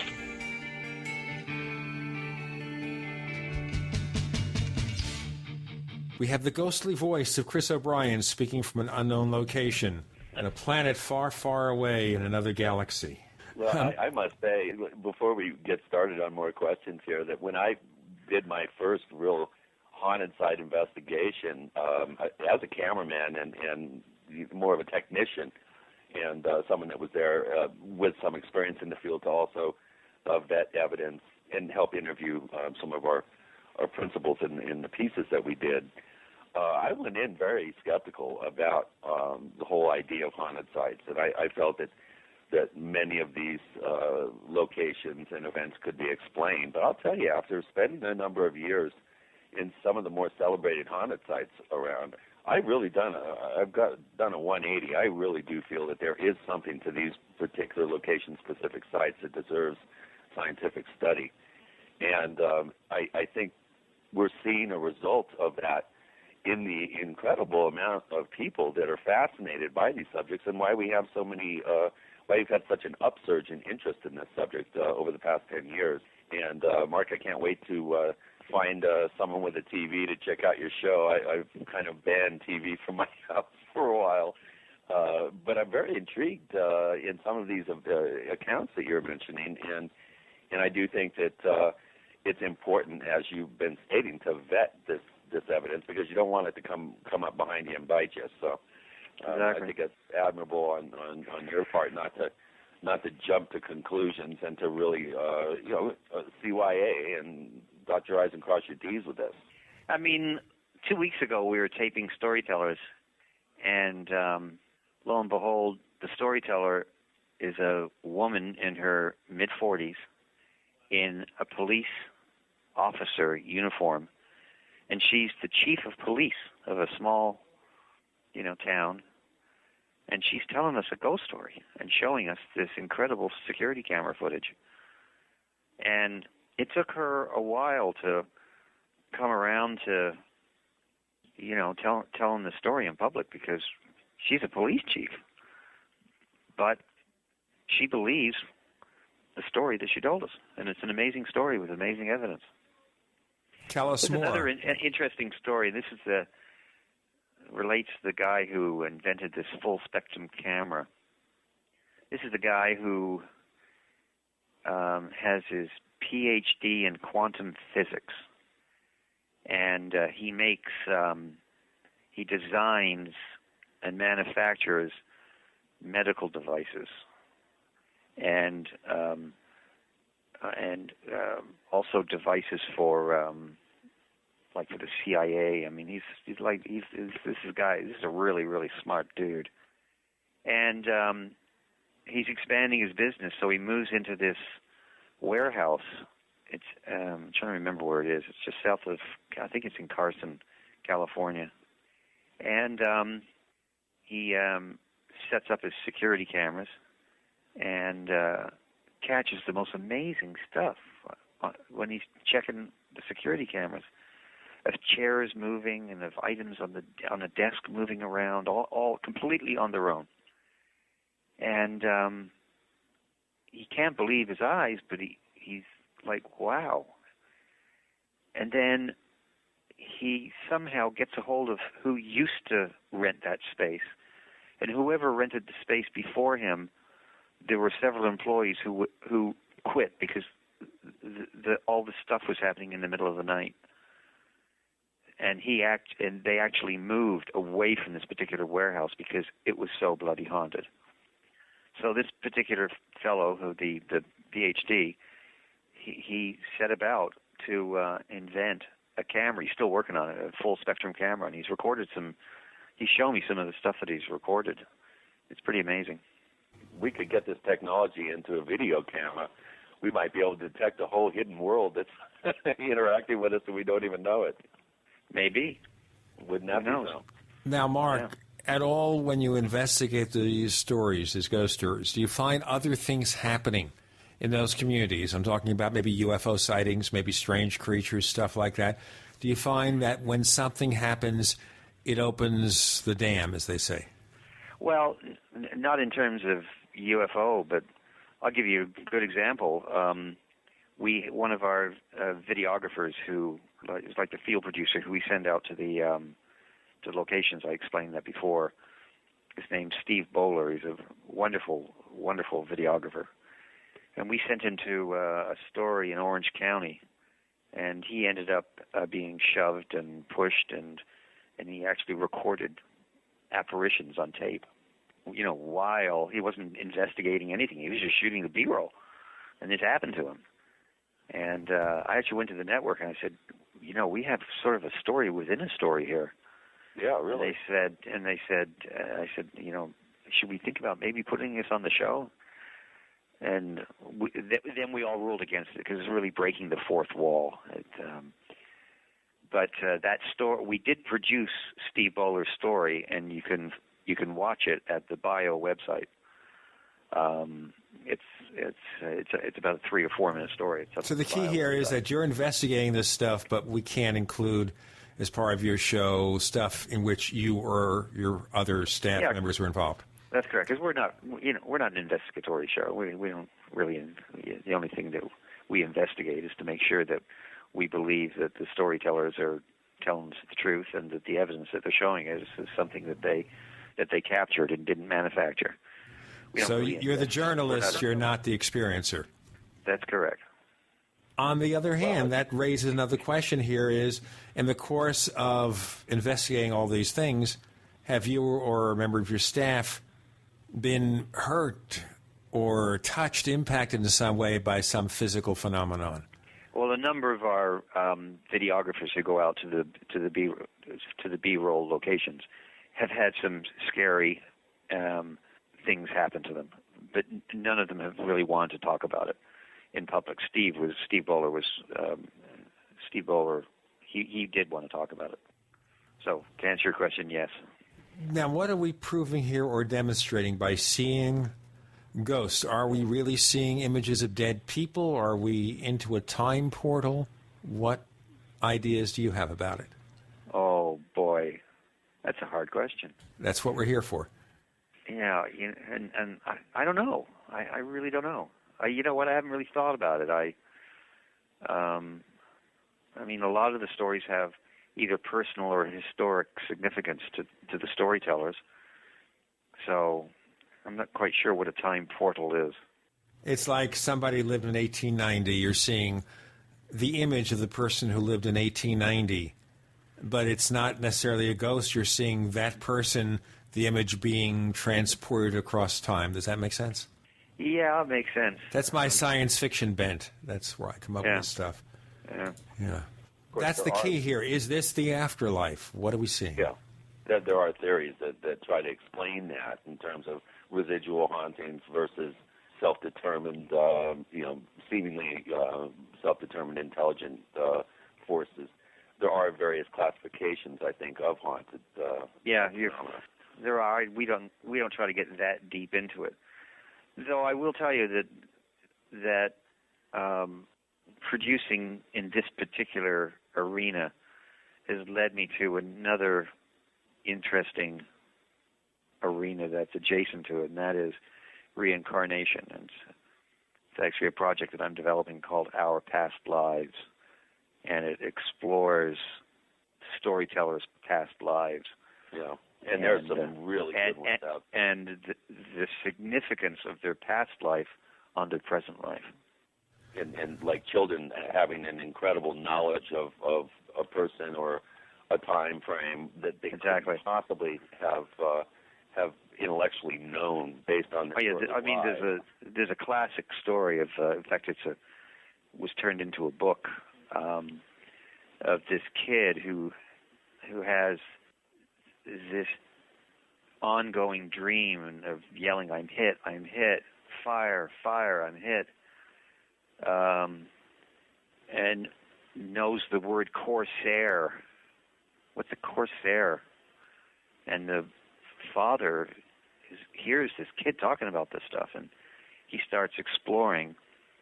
And a Corsair, as you may or may not know, was a World War II airplane, F-4U Corsair, made by Chance Vaught. And to make a long story short, this kid, even the family believes, is the reincarnated pilot of a particular Corsair that crashed into the bay at Iwo Jima. Oh boy! During the that's a way to end a segment, isn't it, folks? Mark Phillips joins us with Gene and Chris. You're in the Paracast.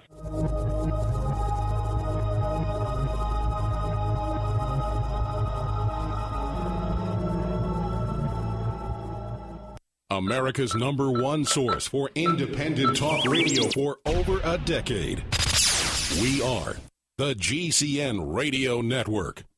Hi, Ted Anderson announcing a great way to listen to radio on the telephone. By calling 760-569-7700, you'll be hearing GCNlive.com programs in seconds. Come to GCNlive.com, find your favorite host's dedicated phone number, and hear them 24/7. You heard me right. Every show has a dedicated phone number. Stop by GCNlive.com and bookmark their number today. And again, that's 760-569-7700. We the people grow cotton, weave fabric, engrave ink, embed strips and fibers to protect from counterfeit, and carting to a private bank, having it lent back at interest, forcing taxes to service debt. This capitalism, or was Jefferson correct when stating a central bank issuing the public currency is a greater menace to the liberties of the people than a standing army? Ted Anderson, I'm placing a free silver dollar in a book that explains our monetary system. Call for your copy, 800-686-2237. It's time to understand the system. Call 800-686-2237. That's 800-686-2237.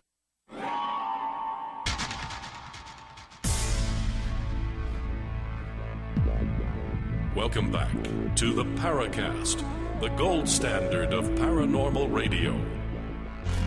And now, here's Gene Steinberg. With Gene and Chris, we're talking to Mark Phillips, who is now conceiving a show that might deal with reincarnation. Have you encountered other similar episodes you'd like to recount before we get on to some more ghost stuff? What, reincarnation? Yes, okay. We'd like to hear more. Well, I mean, there's lots of great stories out there, but I would prefer, if you don't mind, to save them for my pilot that I'm doing to sell the new show. Well, there's a bunch that have to do with reincarnated Rinpoches from Tibet and stuff. I think you're going to have to sit down. It's a pretty fascinating arena.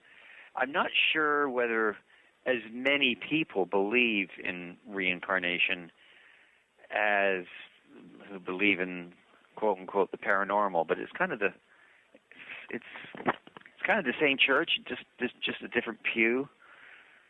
But there are many, even famous people who sincerely believe that they were reincarnated. Stephen King believes that he was reincarnated, that he was Jonathan Swift in a former life.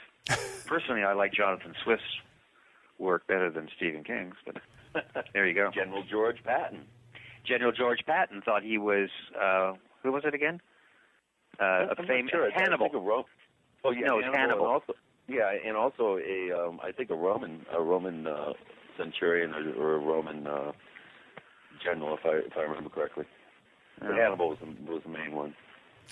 We segue back to ghosts. Comment from one of our listeners, Para-Reality Saint. What a name. He asked a number of questions I think we've kind of covered, but one is, are ghosts necessarily benign creatures, or there is some demonic aspect? What's your take? Oh, no. It runs the full gamut. There's benign and there's really demonic. Yeah, there are some scary ones out there. What's the scariest you've encountered amongst the shows that you've recorded? Well, the ones that we've had a number of stories that have involved scratchings, and that's really bizarre stuff. That's really, really bizarre stuff. Now, is one of those Tony Pickman and the Sally House in Atchison, Kansas? Oh, we did that story a long time ago. Yeah. We did that story a long time ago. I investigated there. That's the real McCoy there, I think. Yeah, that's a really bizarre place. He actually revealed on the show something that he has never revealed in the past, and that is that he actually killed the neighbor's cat. He actually stuck a knife straight through the cat. Why? He was responsible. He was driven to this. He was driven to evil because it's such an evil thing to do, to kill a cat with a butcher knife. Wow. But it got to a point where he wanted to kill his wife. Yeah. They just had to get out of that house. I believe to this day that house is still empty. Yeah. Well, I think the team that I went in with was one of the last teams to investigate there for a number of years. And it was the first time Tony and his wife had been back in the house in a year and a half, 2 years. And same thing happened to him. He got, the scratches developed right on camera. We were down in the basement area, and some presence started coming up through the floors. I mean, that was real. It was. I hate telling it's a very, very, very freaky place. Yeah, I have never felt anything like that in all my years of being out in the field and doing things. That's the real McCoy there. I'll tell you what, Mark, you're going to have to get together with our co-host Chris O'Brien. He has done a lot of research, and maybe there are things he can help you with. I'm serious.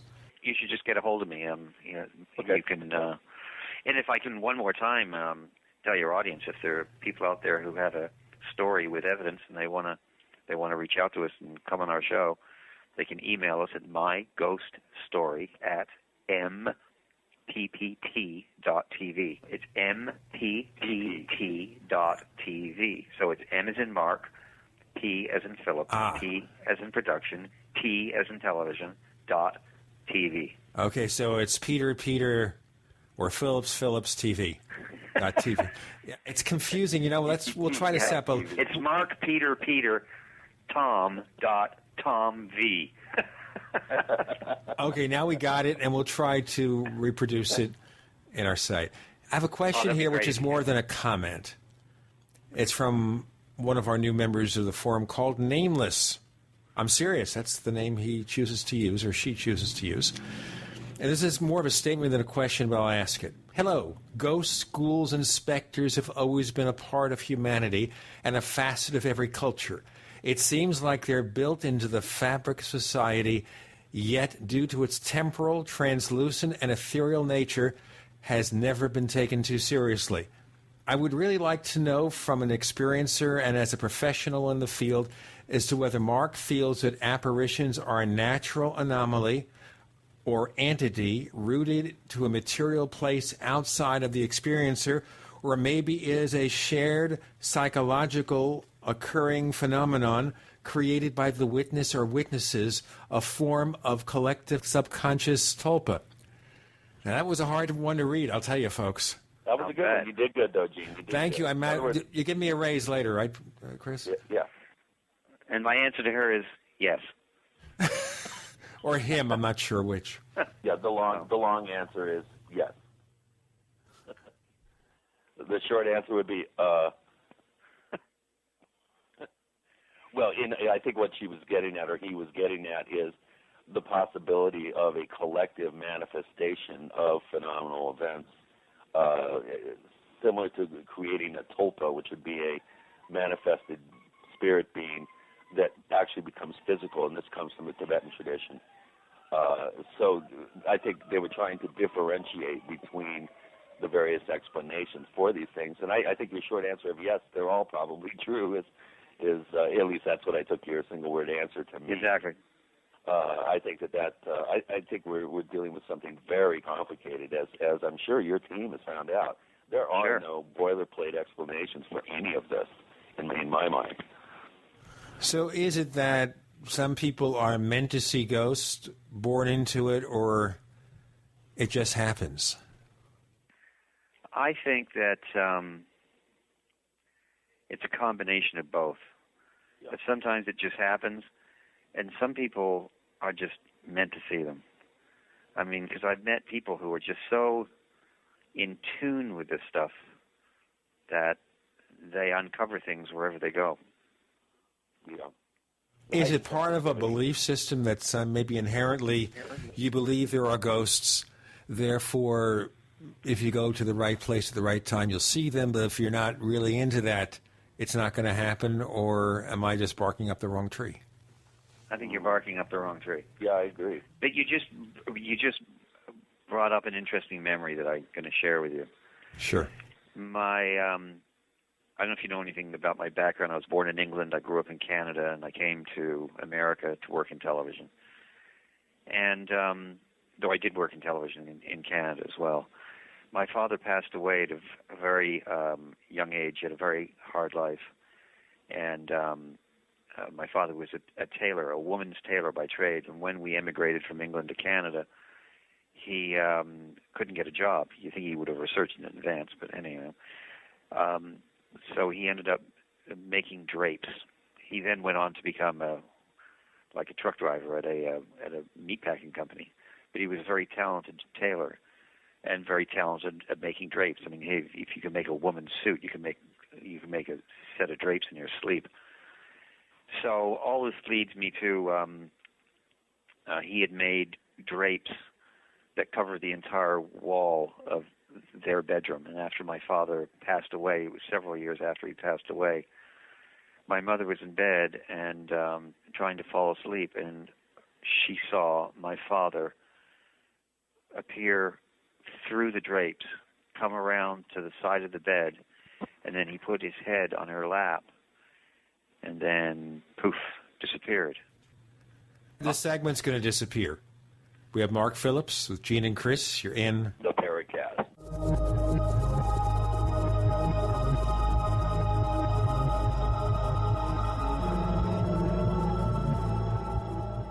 We also have swag. We have all these exclusive Paracast things that you can buy. We've got 60 or so different items, and entails T-shirts, sleeves for notebook computers, iPad cases, mouse pads, the Paracast Jumbo tote bag, all sorts of T-shirts and jackets and stuff like that for men and women. We have a Paracast aluminum water bottle. All this stuff, you go to store.theparacast.com, store.theparacast.com.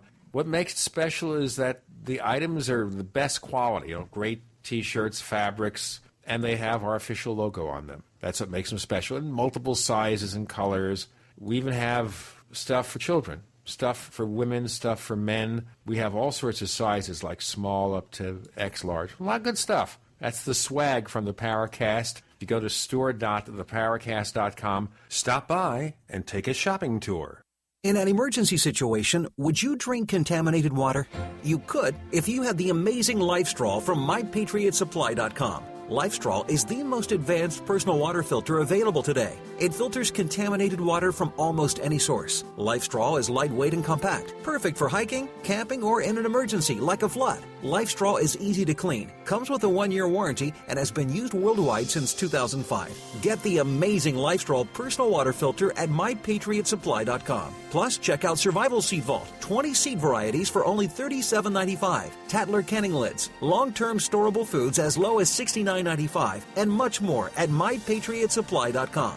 Enjoy stress-free shipping on all orders over $49. Call 866-229-0927 or visit MyPatriotSupply.com. That's 866-229-0927. MyPatriotSupply.com for emergency preparedness, self-reliance, and food independence.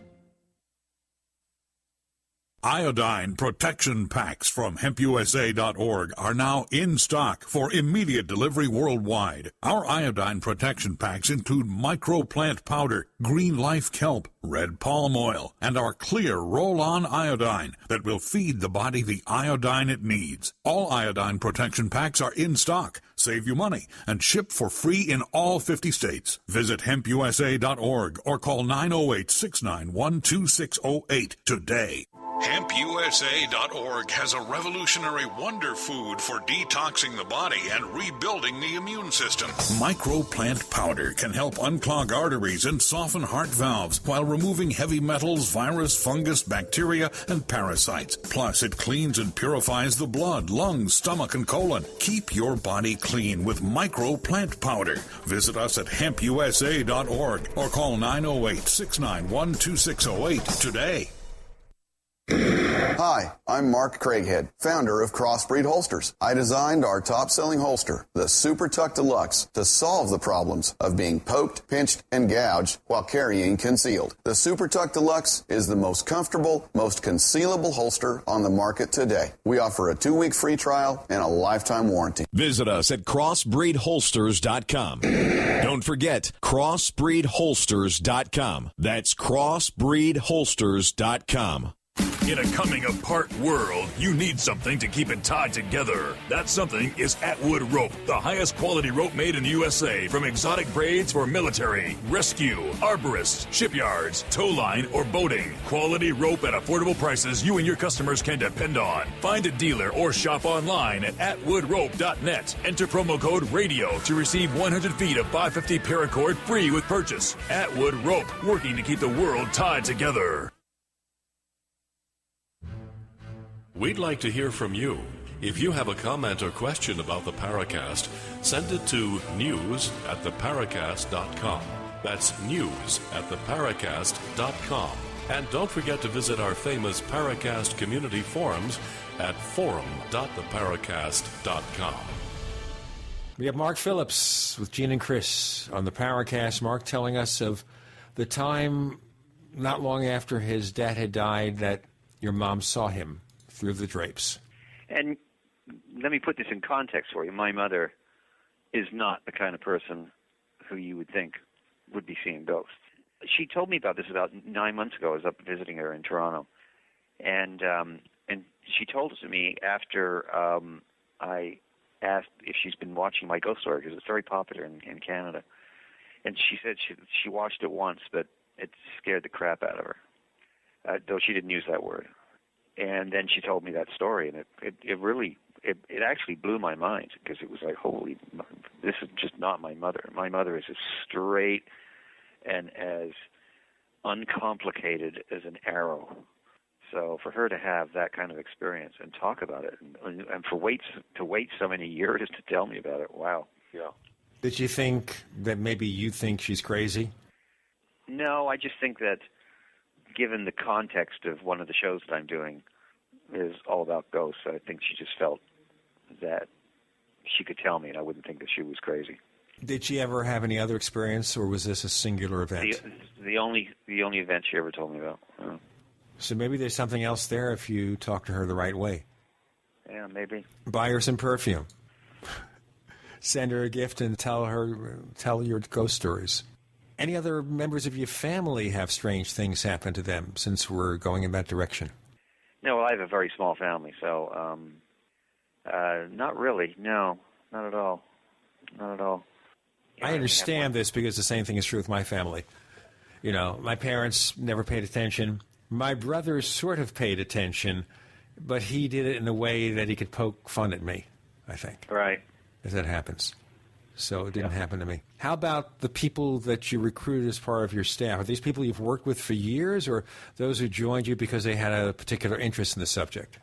It really, most of my staff, especially the people who've been working with me for many, many years, they're just really, really good storytellers. Because that's what television is all about. It's all about good storytelling. And if you're a good storyteller and you can wrap your arms around the material or wrap your head around the material, then you're going to do well on my ghost story.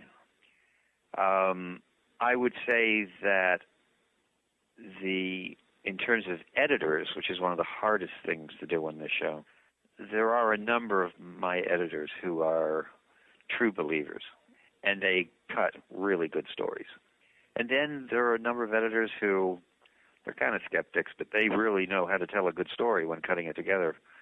So it's a combination of both. I'm not evading a specific answer. It's just There are some people who are more into it than others, but that's not necessarily what makes a good producer or editor for my ghost story. It's the ability to be able to tell a good story. It doesn't matter. Exactly. You have to leave your own personal belief system outside the edit suite door. And, exactly. And like you said, do your job and tell the story correctly. There you have it. I have a question for you concerning the electronic voice phenomenon. How important a part does that play in your evidence gathering process? Oh, I love that stuff. And if you've watched my ghost story, you should see how we present it. Yeah. We have a very specific graphic that we use to illustrate visually the sound, and it's very cool. I love EVPs. I think it's great stuff. We have some really phenomenal EVPs. Yeah, Michael Esposito has been on the show in the past. Took a little bit of flack for his reliance on cheap digital hand recorders. People saying, well, why don't you get state of the art microphones and recording equipment? And he seems to think that RCA equipment is somehow designed in a way that does allow it to be more efficient in terms of picking up EVP. And of course, the skeptics argue and say, well, it just has crappy circuitry, and so you're producing more noise with that particular technology, and that's why you're getting your more EVPs, relatively speaking, to other gear. Where do you come down on the actual science, if there is such a thing, regarding EVP? Well, I can't come down on anything, because we've had EVPs recorded on all kinds of different equipment, all the way from a cell phone to a reel-to-reel tape recorder. It's recorded with good microphones and with no microphone.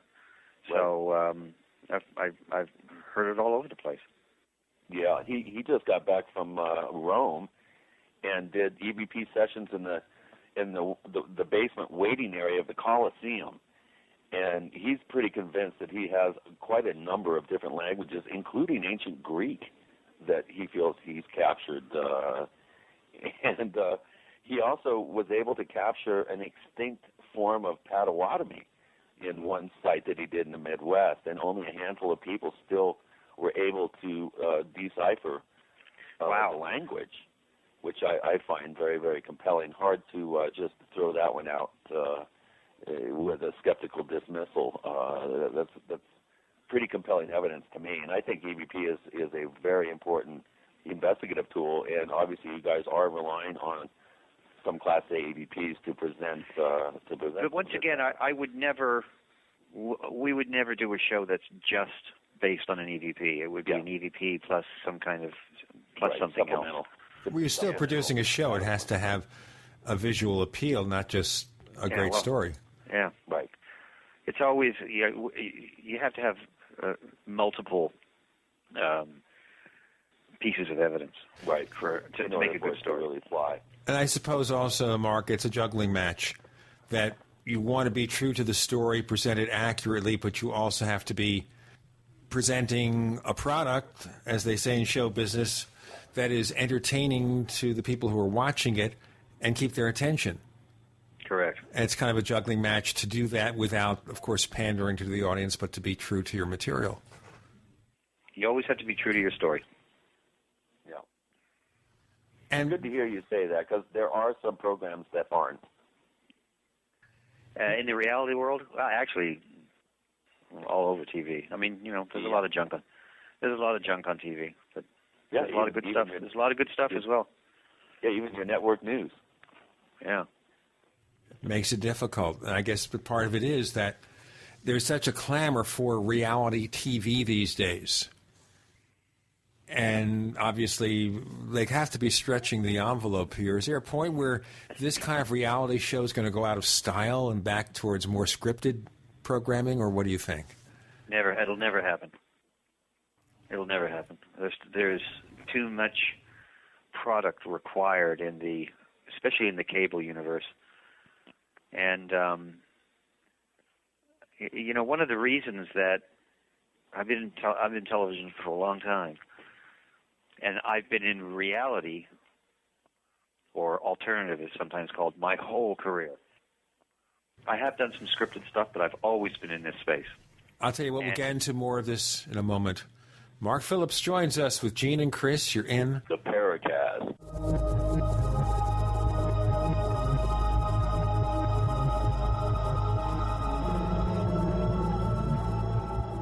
Are you tired of searching for great talk radio? Something more important. Search no more.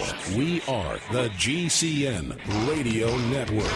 Graphic Converter is the image manipulation tool for the rest of us. It does not use any database. You get full control of all your files. Want to view the images of a folder? Drag it into Graphic Converter, and a powerful browser opens up to show your image files. You could use it for slideshows. You could use it to import images from digital cameras or from scanners. Need to do some image editing? You can do that too in Graphic Converter. Also print catalogs. Convert from so many formats I can't even list them. Download now to see if Graphic Converter is good for you, like 1.5 million other users. Guess what? You could save money when you buy Graphic Converter. Use the coupon code Night Owl. Use the coupon code Night Owl to get a special price for Graphic Converter. Go to lemkesoft.com. That's Lemke soft.com. Lemkesoft.com. Lemke soft.com. You may snicker when you hear this message, but you won't laugh after you experience the best-kept health secret ever, camel milk. Camel milk is loaded with health benefits far superior to other milk. Camel milk has antibacterial, antiviral, and anti-tumor properties, is rich in B vitamins, and camel milk is 3 times higher in vitamin C than cow's milk, and 10 times higher in iron. And camel milk contains 52 units of insulin-like proteins per liter, effectively lowering blood sugar levels. Many of our members testified that drinking camel milk reversed diabetes and greatly improved autism. Camel milk is easily digested by those who are lactose and beta-casein intolerant and comes fresh or frozen from your trusted local family farm, shipped on dry ice to preserve freshness. Go to camelmilkforsale.com now and look under products and pricing for the spring special with free bonus pints. That's camelmilkforsale.com, camelmilkforsale.com.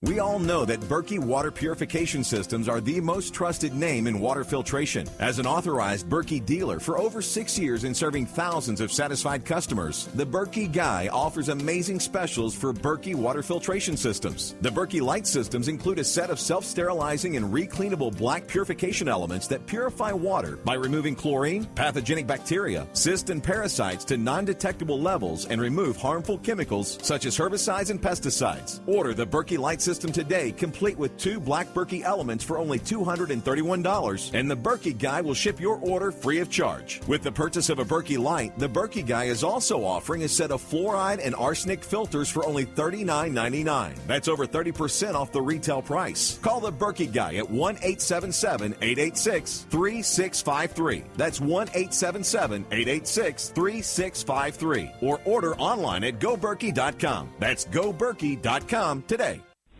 Love gardening but don't love seeing your hard work destroyed by wildlife? Then use the #1 most effective deer and rabbit repellent you can buy, Plant Skid. Plant Skid repellent protects gardens, trees, and landscaping by emitting an odor that browsing animals associate with predators. So animals avoid plants before they nibble, not after. Plant Skid is made in the U.S. from non-toxic, 100% organic, environment, and pet-friendly ingredients. Other repellents wash off in the rain. Not Plant Skid. It's guaranteed to outlast all other repellents. Plant Skid was the first animal repellent to be OMRI listed organic and now comes in liquid spray, powder concentrate, or easy-to-use granular. Just sprinkle around your garden. For proven protection from deer, rabbits, squirrels, and other small rodents, use Plant Skid. Member tested and recommended by the National Home Gardening Club. Find a dealer near you at plantskid.com. That's PlantSkydd.com. Ask about our new vole repellent when you call 800-252-6051. That's 800-252-6051. Plant Skid, proven plant protection, guaranteed, or your money back. Hi, this is Nick Pope. You're listening to the Paracast. As we closed out this segment, you mentioned that you've been mostly doing reality programming as opposed to scripted programming. What attracted you to reality programming in general? That's how I got my first job. That'll do it for you. My first job was as a researcher on sort of a wacky talk show that was. I was hired in Toronto, but it was shot in Montreal, and it was produced by a big American production company in Canada called Columbia Pictures Television, and it was through them that I got down here. But I had always done talk shows and game shows and panel shows, that kind of stuff. And it occurred to me in probably the late 80s, I was a studio executive at MGM-UA, that this was going to be an arena of television. It was going to grow because so much of the scripted material was costing so much money. Yeah. And especially for the writers. And, if you analyze the shows in the late 80s, early 90s, the sitcoms, and some of these guys are being paid huge money to write absolute junk. Thank you, my friend, for saying that. Because it's absolute junk. And I remember the writer's strike a few years ago, and I would drive from my home to my office, and I'd drive by Fox, and there are all these writers out there with signs, that somehow the business has ripped them off. They ripped us off, as far as I'm concerned. I got to tell you something. To write a sitcom and be funny, you got to be really, really good. And the networks finally came to the conclusion, you know what? We're paying through the nose for garbage. At least reality, it doesn't claim to be anything else but garbage. Well, I tell you something. You're not fooling the public with a bad joke. I watch these coming attractions, and I watch some series TV each evening. I think there's some shows that are really well done. I'm a fan, say, of Fringe. I think it's very imaginative. I think some great shows. I'm a fan of House, and I'm so sorry it's going away. My wife has gotten a little bit, as they say, disenchanted. But, Hugh Laurie is such an incredible performer. Some people are suggesting he should be the next Doctor Who, by the way, because he has that quirkiness to him. But the last episode, for example, he directed, I thought was a really well done episode, where his friend on the show has cancer. And he's showing him going through chemo and everything else. And it was a fascinating show. But I'm glad we're kind of think alike about stuff like that. Moving on to our little corner of the world here. A reality show, people understand it if they've had ghost experiences, or they understand because it's happened to them, or they know people to whom it's happened. But what about the mainstream scientific community? Now, you can say, look, we're producing an entertainment show. Yes, it is reality. We have no obligation, or do you think that scientists ought to be interested in figuring out what's going on? Oh, I think they should be. I gave you the example of the guy who's developing the full-spectrum camera. He's a scientist, for crying out loud. Sure. And, but he's such an exception. Well, I mean, I've run into a number of very, very well-educated people who are really into it and who are investigators. Dr. Renee Cruz, I don't know if you know of her. I believe she's out of Massachusetts. But, she's a mechanical engineering professor and is totally trying to use the scientific method to prove that something is haunted. We had Dr. Barry Tabb on. It may take a while. It may take a while. You think that shows like yours and the fact that so many millions of people are interested will encourage scientists to say, you know what, maybe we should take a look and see what these people are talking about? I'd like to think so. I like to think so. I had drinks with a buddy and bandmate of mine on St. Paddy's Day down in Santa Monica, and somebody joined us at the table, and he's a mergers and acquisition professor at USC. He's written 6 books. Obviously, has a doctorate, and when my friend Michael says. Yeah, Mark is the executive producer of my Ghost Story. He goes, oh, I love that show. I watch that show every week. He said, no, if I don't watch it, I TiVo it. I love that show. And then he started, and you got to remember, this is a guy who's written 6 books, is a mergers and acquisition professor. And he started telling me, you know what, in 1972, I was driving along this highway in Farmingdale, Pennsylvania, and I'm doing the speed limit, and a woman appears in front of me, and I run her down. Oh, no. And I tried to brake. I downshifted. I got out of my car. I looked underneath. I looked behind. I looked to the side. There's no woman. It was a ghost. I saw a ghost. I swear to God, I saw a ghost. And this is a guy, he'd only had 1 beer. But I want to remind you again, he's a mergers and acquisitions professor at USC. And he's telling me a ghost story. It's like, for example, Mitt Romney telling a ghost story. Exactly. I mean, I said to him, do you have any evidence? He said, no. I put one of my researchers on it because one of my researchers is actually from that area to see if anyone else has had a similar experience. And if there's any evidence of a woman appearing on the road, because I want to have this guy on as a storyteller, but I can't do it unless I have the evidence. Yeah, it sounds like he acquired a new kind of angle on his belief system. Exactly. Yeah. And has kept it all these years. Yeah. Well, those are the types of experiences that I think really impress upon people that we are living in a reality that, you know, the age of reason in the last 500 years still has not properly, I think, and fully defined.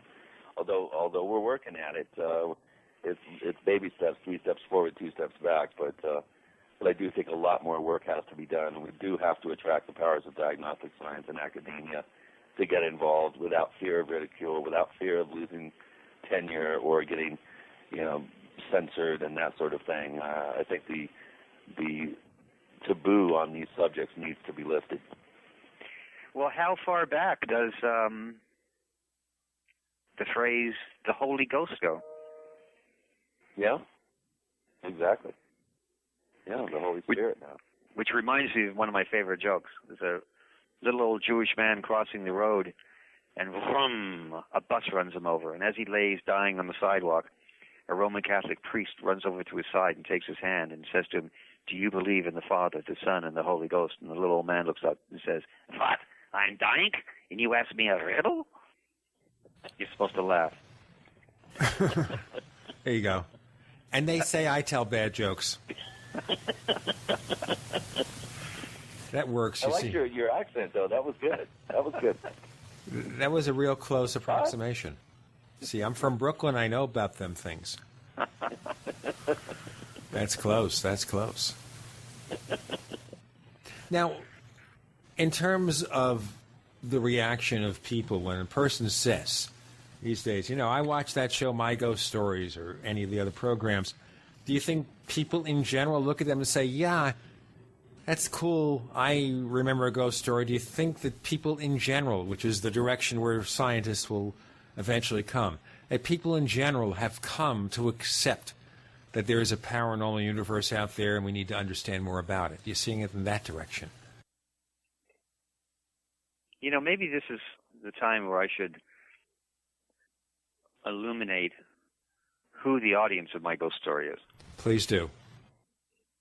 61% women. Average age, 42 to 45. Sometimes I imagine, especially when I'm watching the show, like, who in America is watching it? And what I imagine is I imagine women in their 30s, 40s, and 50s watching it, and about a third of them have a significant other with them who's watching it just because they want to get laid. We have Mark Phillips with Gene and Chris. You're in the Paracast.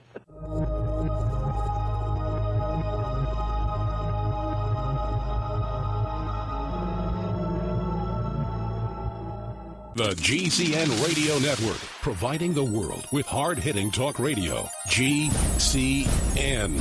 Great talk radio starts here. If you want to get your website online and you need reliable service, first-class service at the lowest possible price, there's only one place to go. Well, DreamHost has a special promotion with our show where they'll offer you unlimited disk space, unlimited bandwidth, one-click web apps such as WordPress, 24/7 support. You can save over $55. You want to know how? Go to dreamhost.com/radio, dreamhost.com/radio. Whether it's personal mail, whether it's business email, you want reliable, dependable delivery, freedom from spam, freedom from viruses. Well, Polaris Mail offers professional email hosting services for your personal or small business use. Each account uses 25 gigabytes of storage, an easy-to-use webmail interface, and full mobile sync. Sign up today for a 30-day free trial at polarismail.com, polarismail.com. Hello? Congratulations. For what? For losing all that weight. How'd you do it so fast? ASAP. ASAP what? What's that mean? Are you ready to get as skinny as possible, as soon as possible, as simple as possible, and as sexy as possible? I'm listening. Then get with the ASAP program. It's real and it works. No smooth talk, no slick advertising, and no exaggerated claims of success. I've got to know more. Welcome to ASAP, as slim as possible. Whether you have 10, 20, or 50 pounds to lose, ASAP is your weight loss answer. ASAP targets the abnormal fat reserves and makes them available to be burned as fuel and contains no caffeine or hormones. Order ASAP at wholesale prices or join the team to share the business with others. Visit GCNteam.com or call 877-878-4203. GCNteam.com or call 877-878-4203. Lose weight and look great with ASAP, as slim as possible. If you owe the IRS money you can't pay, then listen carefully, because you already know that the problem won't go away by itself. You can get help today from the leading tax expert in the country, Dan Pilla. Hi, I'm Dan Pilla. The IRS isn't going to just forget about you. Right now, the IRS is hiring thousands of tax collectors to go after delinquent accounts just like yours. That's why you need to take action today, and I can help. I take a simple but proven approach to solving your tax debt problem. First, I stabilize collections so you don't have to worry about wage and bank levies. Next, I build a detailed plan to get your debt reduced to the fullest extent possible, sometimes even eliminated. Finally, I work with you every step of the way to get your problem solved once and for all. So call now for a free consultation. Call 1-800-346-6829. Dan Pilla will solve your tax problem, guaranteed. He's helped thousands of people, and he can help you too. Call us today at 800-346-6829. That's 800-34-NO-TAX. And now another Cintas game changer with sports broadcaster Aaron Andrews. I'm standing in the store of a major retailer in Boston with John, the regional manager. John, how do you have time to stay focused on your customers? Well, a detailed playbook and support from a team of pros, like Cintas for fire protection. Now, Cintas is known for uniforms, but they're players in fire safety too? They are. Cintas provides us with complete fire testing, inspection, and repair. Extinguishers, emergency lights, sprinklers, alarms. The safety rulebook for retail stores is pretty strict. How does Cintas compete? Well, I used to have to call a sprinkler guy, an alarm guy, basically a different guy for everything. But now with one call, Cintas ensures we meet all regulations. Sounds like bringing in Cintas for fire safety was a winning move. For more, let's go to the booth. Fire protection is one of many expert services Cintas can tackle for your business. Don't call multiple companies. Call 1-800-CINTAS6 or visit Cintas.com/radio and tell them to bring in the team with the white truck. This is Jim Mosley, editor of Saucer Smear, and I'm here to say a good word or two about the Paracast, which I believe is the gold standard of paranormal radio. Listen to it if you can.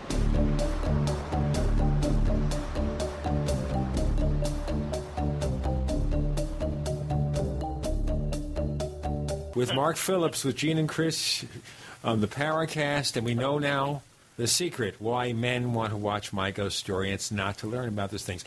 Is it the kind of subject that women are naturally attracted to as opposed to men? Here's another interesting observation for you. I was going to say fact, but it's probably more of an observation, though it's based on demographics and studies. Women are more apt to believe in the paranormal than men. Men are more apt to believe in the existence of UFOs and aliens than women. There is a natural skew between men and women on that subject matter.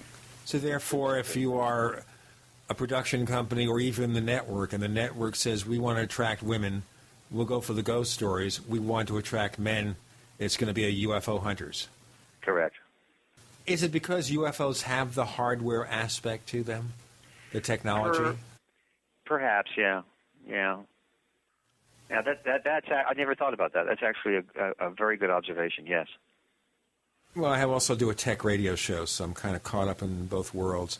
And Chris does a lot of technology in terms of the kind of work he does. So I guess we're the typical audience of a UFO show. Right. But if we want to get more female listeners on the Paracast, we got to stick with them ghosts. You got it. And reincarnated pets. That's also a real good one with the girls. Oh yeah, that's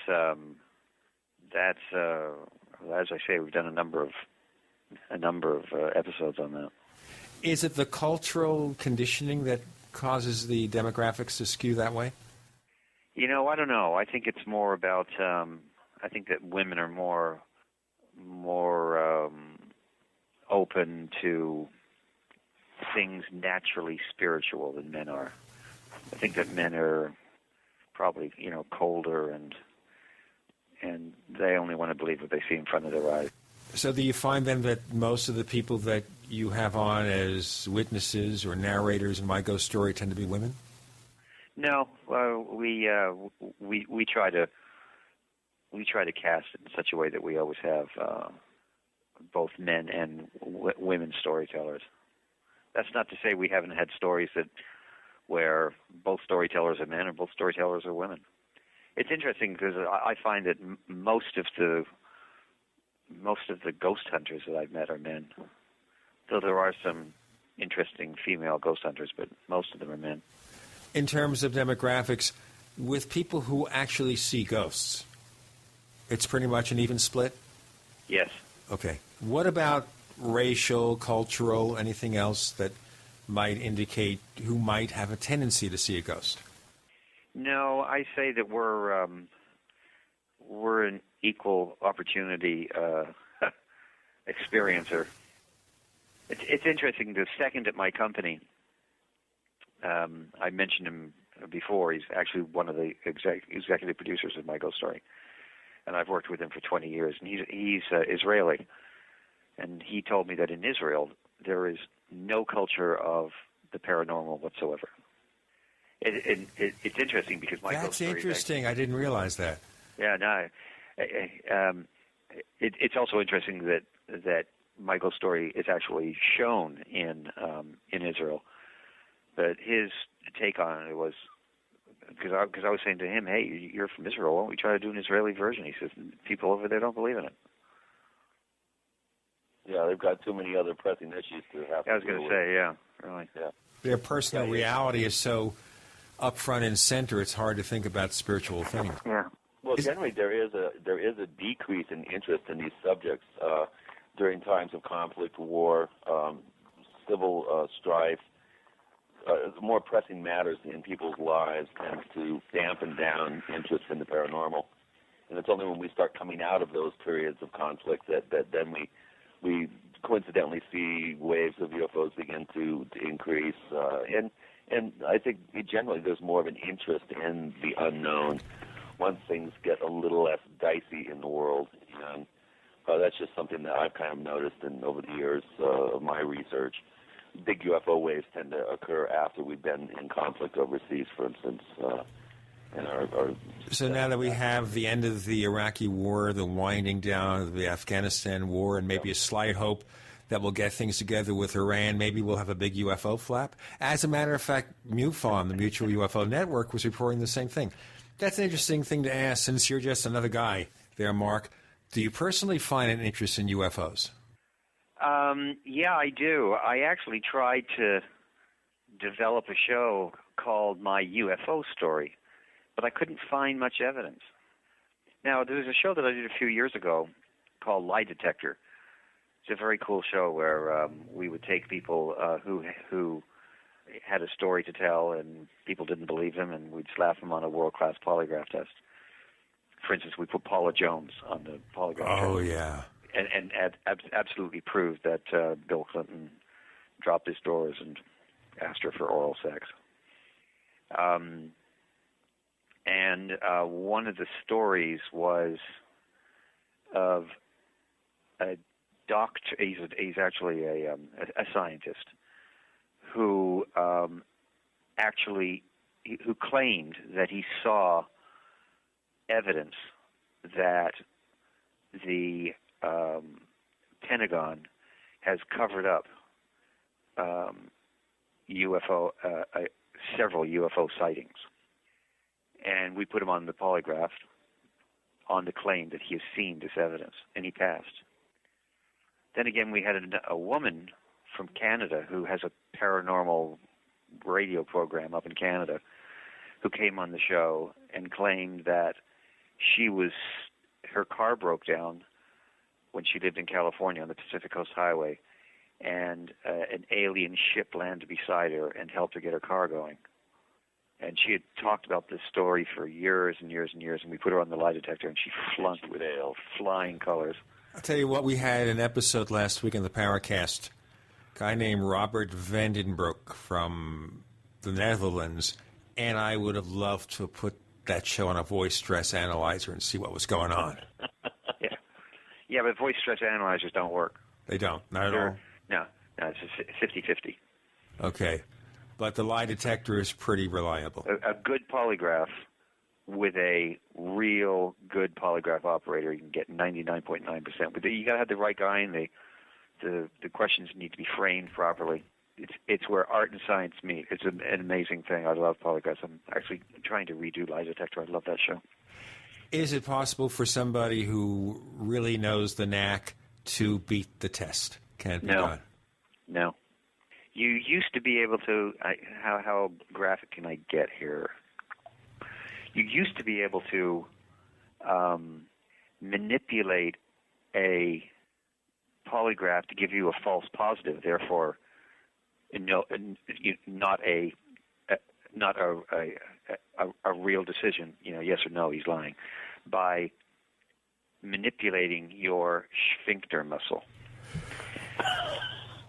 But you can't do that anymore because they have a special pillow that you sit on, and it will detect if you're trying to do that. We have something to detect now, folks. Lie detector test. I have a hard time believing that one.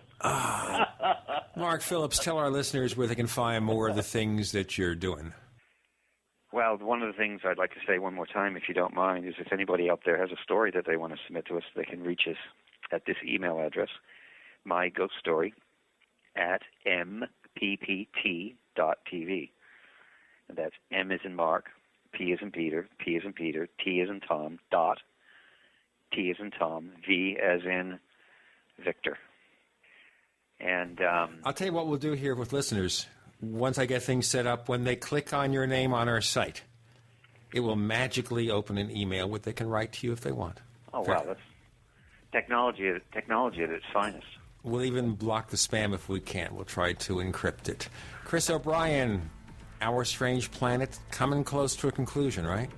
Yeah, Ben and I are working hard, and I want to thank him and Gareth for all their hard work, and can't wait to get it up. We're looking for a launch here any day. OurStrangePlanet.com. And to Mark Phillips, thank you so much for joining us this week on the Paracast. I appreciate it. It was fun talking to you guys. And stay in touch. If I can ever do anything for you, let me know.